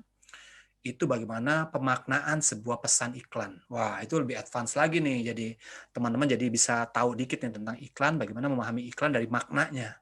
Jadi dia tersirat lewat makna, bukan lewat visual gitu kan. Nah, itu ada tekniknya lagi, emang khusus itu. Misalnya iklan bir atau iklan alat kontrasepsi misalnya. Coba Bapak memasarkan alat kontrasepsi. Gimana caranya? Pasti menggunakan visual-visual pengganti simbol-simbol fisik dari seks misalnya. Misalnya pisang, kemudian apa lagi itu, macam-macam lah gitu kan. Nah, seperti itu Pak. Jadi ada aspek hukumnya, ada etikanya, tapi selama itu diketahui atau di tempat yang memang udah ada aturannya. Tapi kalau misalnya diem-diem, ya silakan. Ya selama nggak ketahuan ya bisa aja Pak. Tapi itu beresiko lah kalau punya brand kayak gitu. Seperti itu Pak Libranton ya. Mudah-mudahan bisa menjawab. Oke, terima kasih Pak. Oke Pak. Yang lain? Tadi siapa lagi tuh? Sekarang banyak laki nih, gimana ya? Iya, Pak. Tuh, kan? Pak Bona. Iya, Pak. Oke. Untuk iklan Sasa itu menarik gitu, Pak. Yang anti mainstream. Yang saya tanyakan, apakah ini hasil dari faktor demografi ya? Atau jadi maksudnya apalagi konteks Indonesia yang bonus demografinya atau anak mudanya lagi naik ya. Jadi iklan yang kemasannya dia seperti funky gitu dengan musik beat seperti itu menjadi faktor demografi Indonesia, menjadi landasan pertama yang untuk menciptakan iklan tersebut ya. Apakah begitu atau gimana Pak? Makasih Pak. Oke Pak Bona. Pertanyaannya ilmiah banget ya, kayak saya harus menjawab kayak sidang skripsi gitu. Bahaya nih Pak Bona nih. Oke, keren Pak. Jadi gini Pak, sebenarnya kalau saya melihat ya iklan dari si Sasa ini dia memanfaatkan isu generasi micin ya. Kan masih itu isunya micin-micin gitu kan. Wah, ini anak generasi micin nih. Itu berkembang tuh gara-gara ciki gitu kan atau gara-gara gorengan yang banyak micinnya gitu kan. Disebut tuh generasi milenial tuh generasi micin gitu kan, orang-orang yang lambat berpikir, wah ini banyak micinnya nih gitu kan. Nah dia melihat isu dari situ Pak, generasi micin. Ya, generasi micin itu ternyata generasi milenial. Generasi milenial, nah itu visualkan dengan orang-orang seperti itu gitu kan. Sebenarnya Sasa ini nggak menyasar ke faktor demografi ataupun faktor geografinya, tapi dia memanfaatkan isunya. Waktu itu isu generasi micin tuh lagi naik daun tuh, jadi semacam kayak slogan lah. Nah, dia memanfaatkan isu itu menjadi faktor kreatif untuk sekalian dipasarin isunya generasi micin dan ternyata berhasil gitu kan. Nah, berhasil dari iklan ya, tapi saya nggak tahu penjualan seperti apa. Tapi yang saya lihat, saya tahu itu dia bukan lewat memanfaatkan demografi anak mudanya lagi berkembang, tapi generasi micinnya. Walaupun generasi micin itu diasosiasikan dengan generasi anak muda yang sekarang ini ya. Jadi sekalian tuh dari generasi micinnya lalu dibentuk juga tuh generasi micin tuh kayak gimana sih? Oh, orangnya suka happy, suka yang ngikut-ikut generasi budaya Korea gitu kan. Mau masak pun tapi tetap gaya gitu kan. Nah, itu seperti itu. Jadi yang saya tahu, yang saya baca sih dia memanfaatkan isu itu. Jadi untuk bapak-bapak yang teman-teman yang lain nih kalau bisa mau memasarkan sesuatu ikutin isu-isu yang lagi berkembang gitu kan. Isunya apa nih, misalnya isunya TikTok gitu kan, main di TikTok gitu kan. Isunya apa lagi nih, isunya misalnya gelai, kata-kata gelai gitu kan. Gelai gitu. Nah, pakai tuh kata-kata gelai gitu kan dalam sebuah jargon iklannya gitu kan. Wah, keripik gelai. Rasanya sangat gelai. Kok ada gelai-gelainya gitulah misalnya. Nah, ini sama seperti isu generasi micin, tapi dikembangkan secara kreatif menjadi bentuk iklan seperti itu. Ya, saya juga nggak tahu ya, apakah benar juga, mungkin dari demografinya juga. Tapi yang saya tahu, saya lihat sih dari generasi micinnya itu, dia mau mendompleng popularitas isu generasi micin gitu. Seperti itu Pak Bona, menurut saya dari sisi saya. Seperti itu. Oke, yang lain silakan. Yang wanita dong. Wah, sepi nih saya tanpa wanita nih. Jadi saya tanya, Pak. ya laki-laki. Tandanya laki-laki lagi Pak kalau mau nanya ke saya Pak. Udah cukup 3 lah, pokoknya 3. Oke, saya Pak Yosua. Ya, sebelum bertanya, saya mau komentar sedikit, Pak. Bapak kan jago di periklanan nih, sampai bisa terbitin buku. Jangan-jangan kalau nonton TV yang dilihat iklannya aja ya, Pak ya? Filmnya justru di-skip ya, Pak? Balik ya? Oh gitu. Nah, saya masuk ke ininya, Pak. Pertanyaan saya, tadi udah disinggung sedikit tentang etika beriklan. Yang saya tanyain tanggapan Pak Anggoro mengenai iklan yang saya pernah lihat, member Burger King diskon 50% di McD.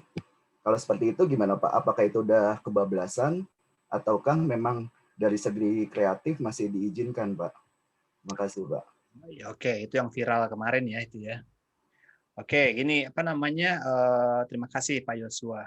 Buku iklan, ya memang kalau Anda nanti masuk nih, misalnya Anda mau menjadi orang yang suka iklan, artinya bukan saya nontonin iklan terus saya itu otomatis tuh tiba-tiba tek gitu lihat iklannya, bagus. Kadang saya foto, saya simpen, itu banyak di laptop saya tuh contoh-contoh iklan yang bagus gitu kan, untuk saya sharing atau untuk saya membuat karya iklan misalnya gitu kan, atau saya nyari-nyari seperti apa. Emang seperti itu sih kenyataannya, emang kadang-kadang iklannya jadi nomor 1, tapi kalau iklan diulang-ulang juga bosen juga gitu kan. Tapi kalau iklan yang baru, saya tertarik, ini lucu nih, atau mungkin iklannya yang aneh, absurd gitu kan, wah absurd banget nih iklannya, tetap saya simpan juga sebagai untuk referensi.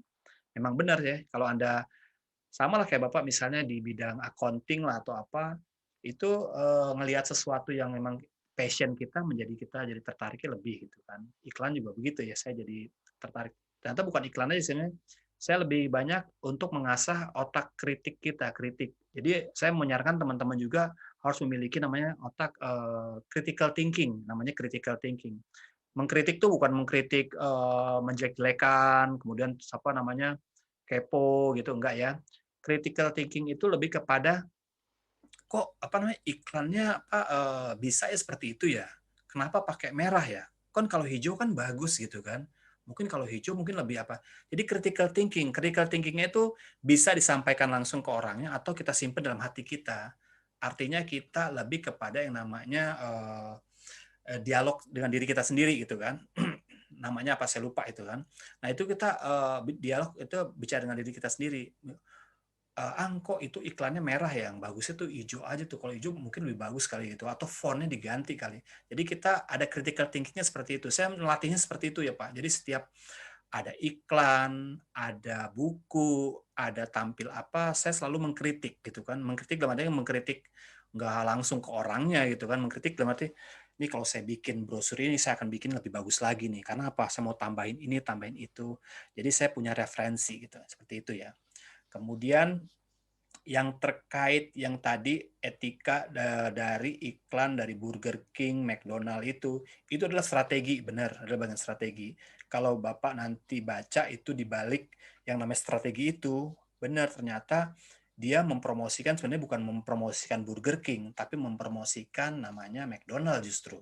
Dia melihat bagaimana menunjukkan bagaimana si McDonald itu berempati dengan sesama brand gitu kan. Wah nih empati nih bagus tuh, dia menyarankan beli deh di Burger King, nanti Anda dapat diskon atau apa seperti itu. Itu sebagai settingan yang sudah dikemas. Saya nggak tahu ini di balik iklan itu ada kerjasama antara Burger King dan McDonald, saya juga kurang tahu.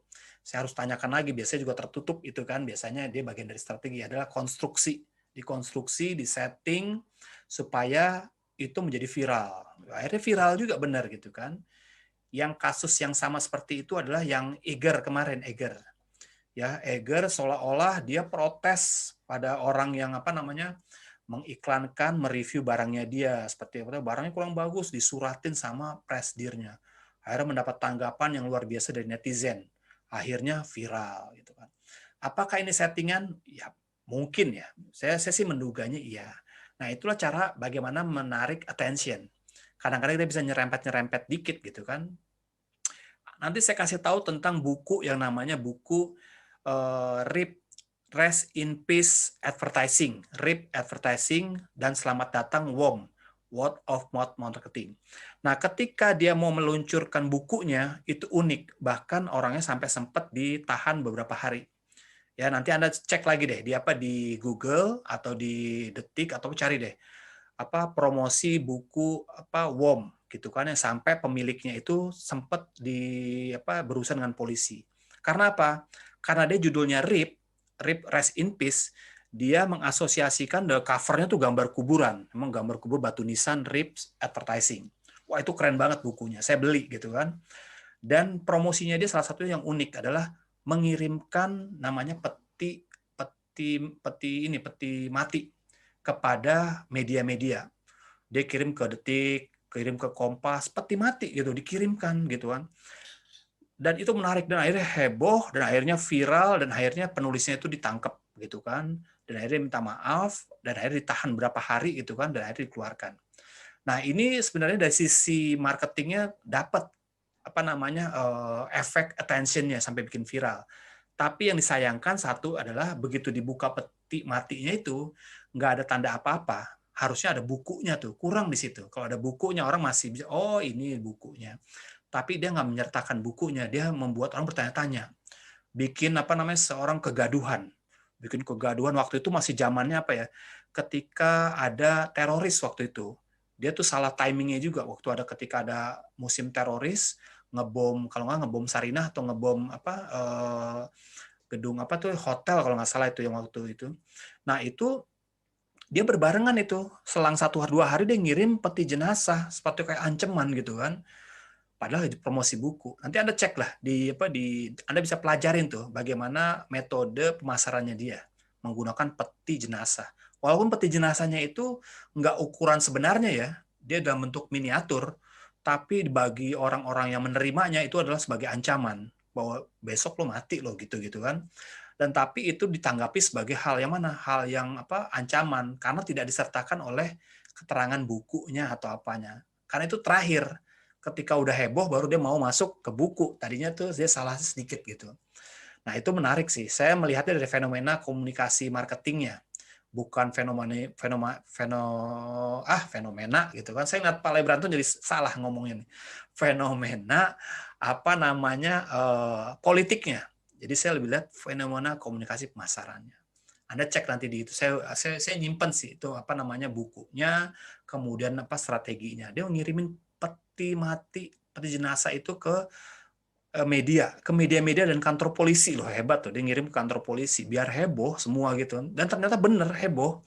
Dan itu viral, waktu itu viral sekitar tahun berapa ya? Saya lupa tahun 2000-an berapa.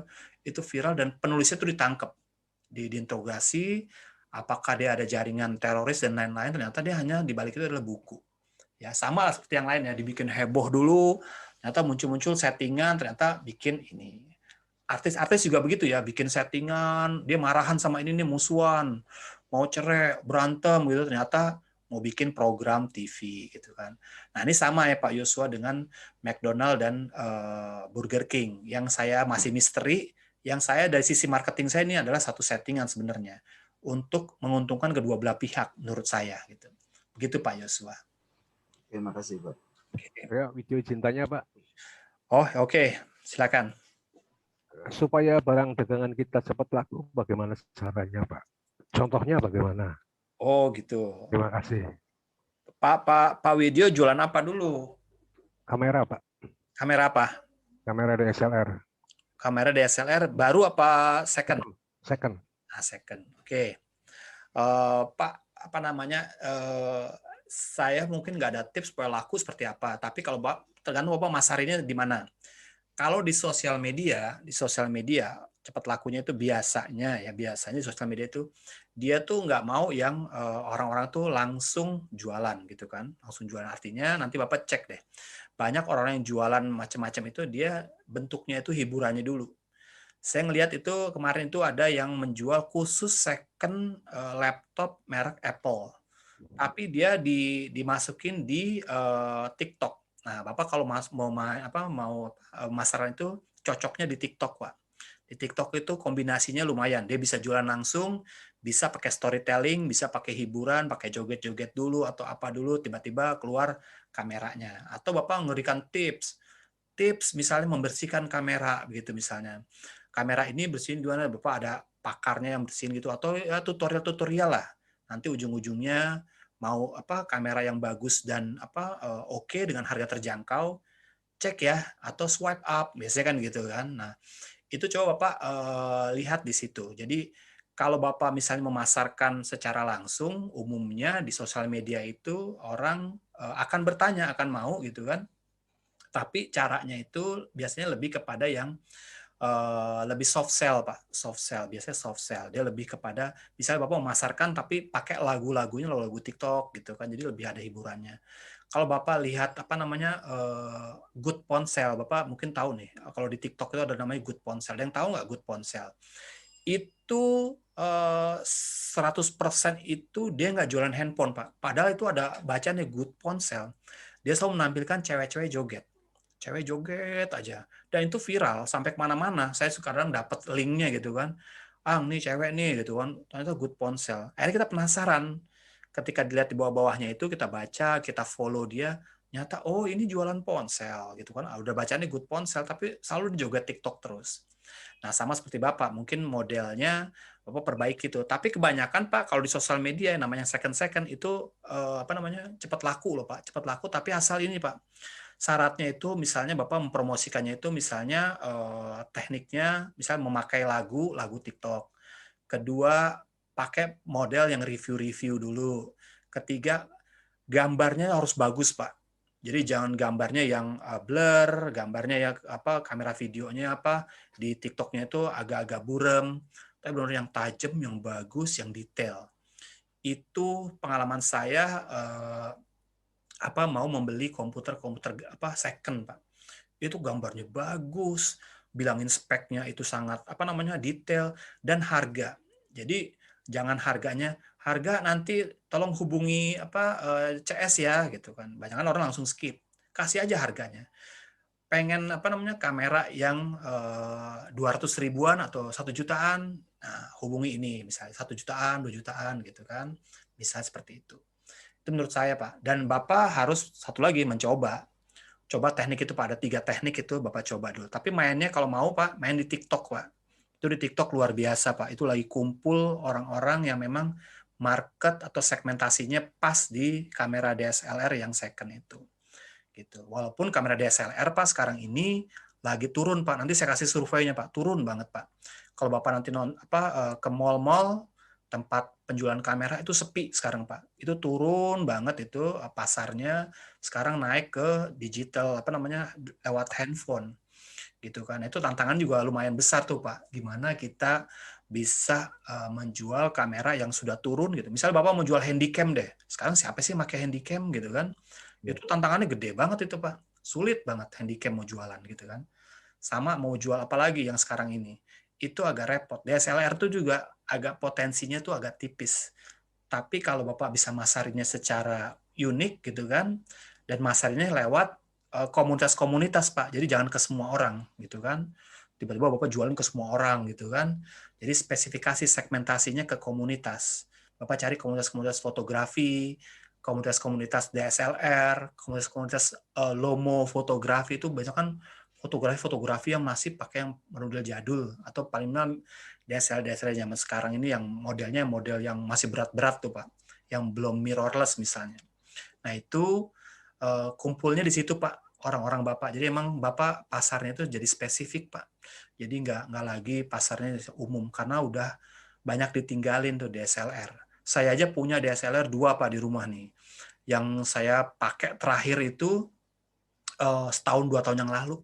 sekarang udah nggak pakai lagi gitu kan. Saya pakai sekarang yang lebih enteng, pakai mirrorless juga hanya sebulan sekali pakai gitu kan. Iya, Pak. Nah itu mungkin seperti itu Pak Widyo. Nanti Bapak cari cariin cocok referensi ke TikTok tempat jualan yang barang-barang second Pak. Modelnya seperti apa di jualannya, Bapak ikutin aja seperti itu. Saya biasanya seperti itu Pak, model yang model seperti itu Pak jualannya. Itu Pak Widyo ya. Ya, terima kasih, Pak. Oke, nah ini sama nih seperti menjawab pertanyaan Pak Adi ini. Pak Adi Waluyo mengatakan bahwa ATM boleh nggak ambil, tiru dan modifikasi, amati, tiru dan modifikasi. Ini boleh aja gitu kan. Nah seperti yang saya sarankan ke Pak Widyo tadi, carilah, amatin aja tuh orang-orang yang jualan yang second seperti apa sih gitu kan. Apalagi produk kita nih produk yang lagi ditinggalin orang gitu kan. Nah tiru, terus modifikasi misalnya dari modelnya, dari cara menjualnya, lalu cara berkomunikasi kita rubah, modifikasi. Itu masih boleh menurut saya. Bagi kita yang masih pemula, masih mau coba-coba gitu kan, itu boleh pakai ATM aja, tapi modifikasi yang penting. Seperti itu teman-teman ya. Ada lagi yang lain? 1-2 pertanyaan lagi deh. Saya nggak dengar nih, Zalfa nggak tanya, Zalfa atau siapa ya yang cewek? Listing cowok masih ada nggak Pak? Oh ya udahlah, terakhir nih pokoknya. Silakan. Anu sih Pak, sejauh ini kan kita terutama dalam personal leasing ya, seberapa kuat memang tingkat determinasi dunia periklanan itu terhadap perempuan. Maksud saya, satu sisi perempuan dalam perbincangan hari ini tuh ada beberapa pandangan bahwa kerap perempuan itu justru dipahami sebagai boneka iklan gitu ya. Jadi ada semacam apa istilahnya, dia istilahnya Pak ya. Jadi perempuan itu hanya dijadikan sebagai objek yang dimainkan sekedar untuk dunia periklanan gitu. Sementara Pak Anggoro sendiri dalam beberapa komunikasi yang kita dapati itu begitu intens gitu dalam menyebut perempuan gitu. Artinya ada determinasi atau memang ada perspektif khusus enggak memang dalam dunia periklanan itu terkaitannya dengan perempuan. Itu Pak. Oke.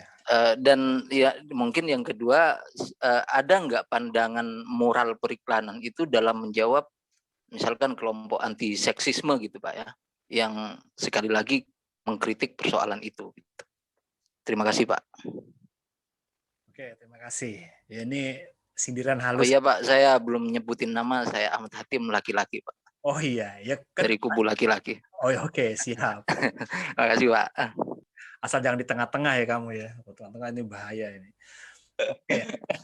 Oke, ya memang zaman dulu iya ya. Jadi perempuan tuh menjadi bahan eksplorasi ya, karena dia sebagai simbol cantik, simbol seksi, simbol apa macam-macam ya.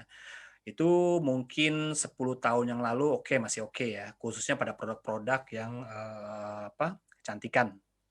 Tapi sekarang ini sudah mulai beragam ya. Jadi di dunia iklan ini nggak harus perempuan yang harus menjadi objeknya.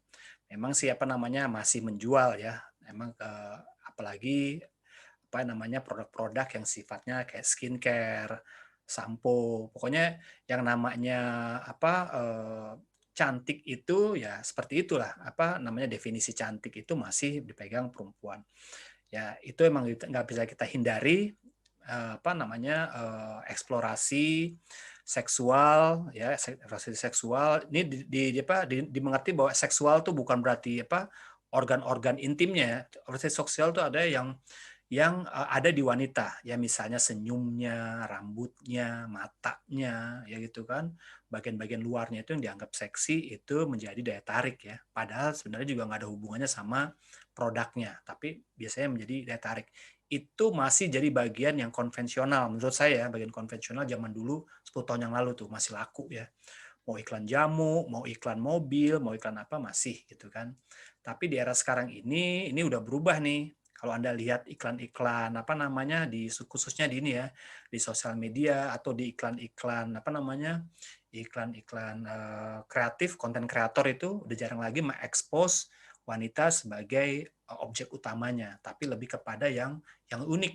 Unik tuh bisa mohon maaf, dia tuh unik orangnya, misalnya hitam, misalnya kribo gitu kan, nggak ada cakep-cakepnya banget, tapi dia menjadi daya tarik attention untuk iklan sesuatu. Kalau Anda iklan lihat iklan Ramayana ya, yang waktu iklan Ramayana mudik tuh misalnya gitu, itu nggak ada yang cakepnya gitu kan, tukang asongannya, tukang apanya, iklan Ramayana lah, itu sebagian besar iklan Ramayana itu nggak ada yang mewakili wanita cantiknya. Jadi ada keseimbangan menurut saya ya. Tadi kan Ahmad Khatim mengeneralisir bahwa ada yang namanya kecenderungan eksploitasi wanita dalam media iklan. Itu ada penelitiannya tuh. Tapi itu memang wajar ya, karena wanita itu masih menjadi daya tarik tersendiri ya. Karena definisi cantik masih dalam dipegang wanita. Kemudian yang kedua itu ada unsur-unsur tertentu yang memang ada diteliti itu dalam konsep feminisme ya. Jadi kita bicara ini lebih dalam lagi nih. Artinya ini konteksnya sudah yang namanya ke filsafat, ke ilmu sosial dan lain-lain. Jadi nanti Ahmad Khatim mungkin ada forum khusus lah ya. Tapi nggak apa-apa, saya sebutkan dikit aja. Jadi nanti ada tuh namanya penelitian feminisme adalah menentang namanya eksploitasi wanita menjadi objek dalam periklanan ya. Jadi dia ada tuh aliran-aliran feminisme ya, dia selalu mengatakan bahwa wanita itu setara dengan pria, jadi nggak harus wanita itu menjadi eksploitasi. Sekali-sekali laki dong dieksploitasi begitu kan. Itu namanya unsur-unsur namanya feminisme. Itu ada tuh aliran-aliran tertentu. Jadi dalam konteks iklan bisa kita berpikir bahwa ada unsur-unsur yang namanya eksploitasi kritis tentang eksploitasi feminisme gitu kan. Tapi dari sisi yang namanya dominasi, ya memang masih dominasi di wanita. Ya, seolah-olah wanita itu memang menjadi dalam tanda kutip objek dari sebuah iklan. Tapi itu saya mengatakan bahwa ini nanti masuknya ke dalam nih, ada ke feminisme, ada yang namanya nanti ada namanya dominasi, ada yang namanya lupa saya itu namanya faktor-faktor itu yang akhirnya nanti ke filsafat larinya. Tapi itu nggak apa-apa, Khatim, bagian dari bagaimana kita mengkritisi iklan, ya.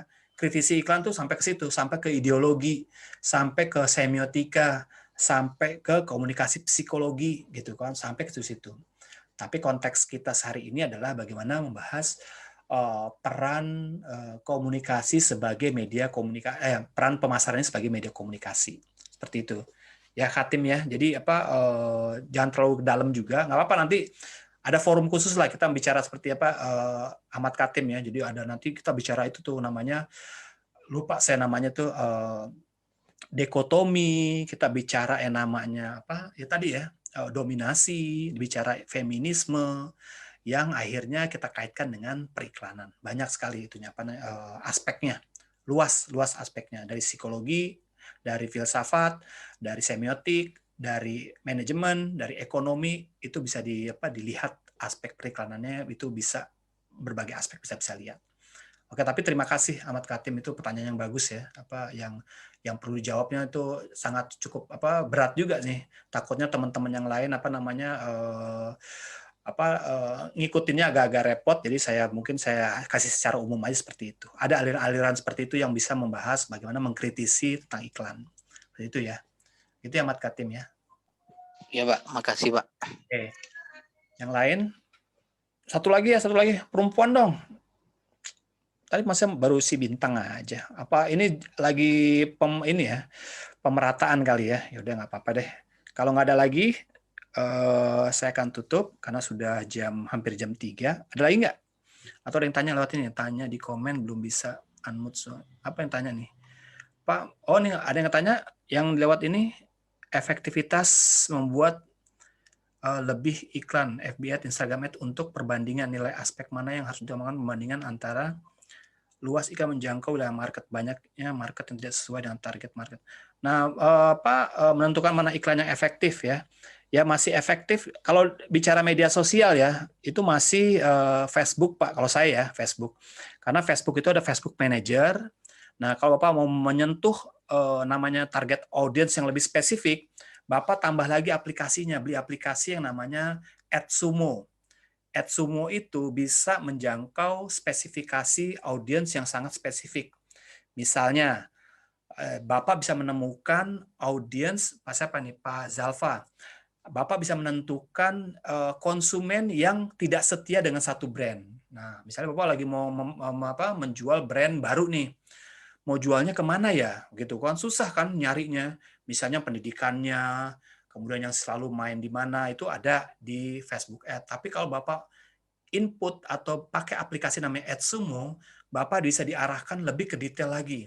Jadi bisa ditemukan tuh siapa-siapa konsumen Bapak, calon konsumen tuh yang tidak setia dengan satu brand. Nah, itulah menjadi target market Bapak gitu kan. Orang yang nggak setia satu brand itu ditawarkan, dia bisa lemah itu, bisa goyang. Atau orang yang memang suka perawatan yang milih-milih brand. Wah, yang pilih-pilih berarti Anda brandnya seperti apa nih. Jadi kalau Bapak beli aplikasi namanya AdSumo, itu Bapak lebih lebih spesifik lagi mencari target audience yang lebih tepat lagi. Yang kata si AdSumo tuh bilang hampir 70-80% faktor presisinya, ketepatan dari si konsumen. Nah, namanya sosial media ya, karena datanya sudah ada, tinggal diolah datanya dengan AdSumo tuh. Jadi kita ketemu tuh dari 5.000 konsumen Bapak, mungkin hanya 200 yang spesifik yang akan beli produk Bapak. Dan itu bisa ditemukan di AdSumo namanya. Nanti Bapak bisa cek itu AdSumo itu seperti apa. Jadi Bapak bisa browsing ya gitu. Seperti itu ya, Pak Zalfa Alifah. Oke, kemudian apa? Oke, nggak ada lagi pertanyaan? Ada lagi pertanyaan? Ada? Silakan. Mana nih andalan saya cewek-ceweknya? Sorry ya saya nih. Jadi saya harus seimbang nih. Hari ini lebih ke banyak cowoknya. Tadi ada Zalfa, Isma mau nanya Isma atau siapa ya? Bintang udah, Gladys. Ini pada nggak pakai video, yang pakai video justru cowok-cowok semua lagi saya liatin ya mukanya cowok semua nih. Ceweknya justru nggak ada di video. Jadi saya kesepian gitu. Oke. Oke, jadi kesimpulannya hari ini, oke teman-teman, ini adalah puncak dari kita belajar tentang yang namanya bauran promosi dari sisi pemasaran konvensional atau tradisional. Nah, inilah yang kita akan pelajari nantinya ke depannya kita akan belajar namanya digital. Mudah-mudahan nanti digital ini wawasan kita menjadi lebih tambah lagi nih. Kita memodifikasi yang namanya digital dan konvensional atau konservatif. Nah, Bapak-Bapak yang nanti misalnya mau bertanya boleh nanti bisa di forum lain tentang yang konvensional atau bisa baca bukunya. Yang nanti digital ini kita akan coba pahami konsep awalnya dulu, hal-hal apa sih yang akan nanti berubah dalam dunia digital. Ya, oke. Itu aja teman-teman, akhir dari kuliah kita hari ini sudah hampir jam 3, berarti kita 2 jam ya, 2 jam saya ngoceh terus gitu kan, Anda tidur kan enak kan gitu kan, tapi ya udahlah nggak apa-apa lah, kita sama juga beramal ya. Anda juga kan lagi ibadah juga nih, mencari ilmu kan juga ibadah gitu kan. Saya juga memberikan ilmu juga ibadah juga, sama-sama lah cari hal yang positifnya. Demikian teman-teman. Ada yang mau tanya lagi? Nggak ada? Oke teman-teman, lebih kurangnya saya mohon maaf ya. Selamat Pak, sedikit Pak. Oh oke. Siapa nih? Itu Pak, buku Bapak kemarin itu Pak, itu di Gramedia belum ada Pak ya? Enggak ada. Kan saya pemasarannya itu adalah lewat jalurnya spesifik Pak.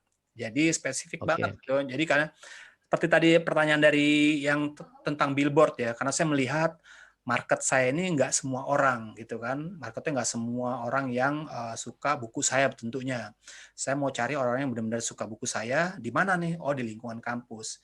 Lalu di lingkungan kampus saya mau membedakan kalau misalnya di Gramedia, Bapak kalau beli buku di Gramedia misalnya nih, jadi saya bukan promosi nih Pak, cuman saya nanti Bapak bisa terapkan di produk-produk Bapak yang lain. Nah, zaman sekarang ini mau jualan itu adalah yang lebih personal, Pak. Personal. Kalau Bapak beli kopi di Starbucks tuh secara personal ditulis nama Bapak. Pali Branton, atau panggilannya misalnya Jeffrey. Wah, jauh ya Bapak ya. Jeffrey gitu, Bapak dipanggil gitu kan. Itu ada pendekatan personal. Jadi konsumen sekarang tuh maunya personal, Pak. Jadi dia nggak mau produknya tuh massal. Makanya personal di buku saya ini personalnya apa? Di buku saya nanti ditulis tuh Pak, namanya data pengirimnya, data penerimanya siapa. Saya ucapkan terima kasih. Misalnya Pali Branton, Pak saya mau minta tanda tangan dong, saya tanda tangan gitu misalnya. Sebagai bentuk personality dari buku saya. Jadi saya nggak jual kemana-mana Pak. Dan juga kalau dijual ke Gramedia, oplahnya juga masih kecil. Jadi emang saya khusus lah untuk teman-teman mahasiswa, karena saya ngajar di beberapa kampus juga Pak. Dan juga saya pasaran lewat media sosial aja. Jadi saya juga bilangnya anak marketing. Karena saya spesifik banget, Pak. Satu, anak komunikasi. Anak komunikasinya anak komunikasi yang advertising. Advertising yang digital. Jadi sangat spesifik banget orang-orangnya.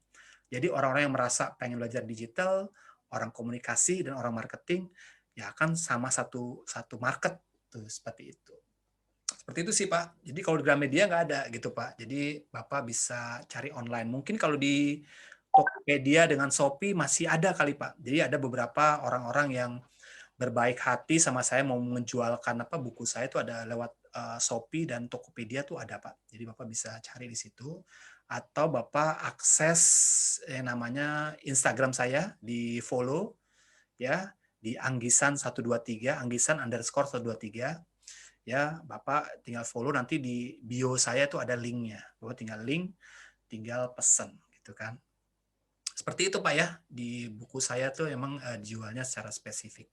Teman-teman kalau yang mau beli jadi lebih kepada yang tertarik ya lewat itu aja, lewat nanti saya kasih deh linknya gitu. Kayaknya udah saya kasih linknya, nanti Bapak saya kasih di grup lagi linknya Pak ya. Jadi Bapak nanti bisa tinggal akses kalau yang berminat yang lain juga. Oke, Pali Branton. Seperti itu Pak ya. Oke, kalau nggak ada yang lain, Oke, ya, terima kasih. Pak, ya. Terima kasih Pak. Ada link? Ada, nanti linknya saya kasih ya Pak ya. Oke teman-teman, kalau nggak ada yang bertanya lagi, terima kasih sudah menunjukkan jam ya 2.58, 2 menit lagi kita berakhir.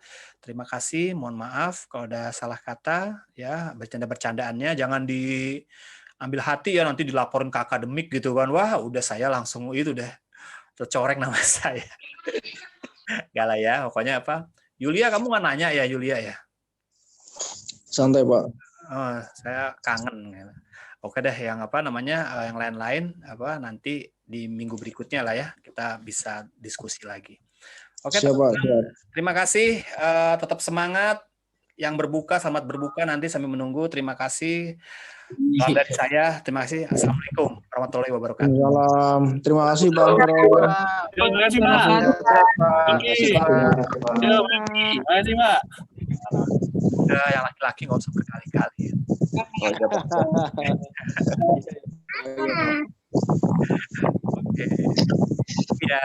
Ya, bye-bye. Absennya bagaimana Pak? Apa? Absen di LMS saja kali ya Pak ya, di LMS. Oh iya Pak, terima kasih. Ya, Pak. Nanti saya juga pakai di si akad juga nanti saya bantu untuk saya centang ya. Ya Pak, terima kasih Pak. Oke. Thank you Pak. Terima kasih.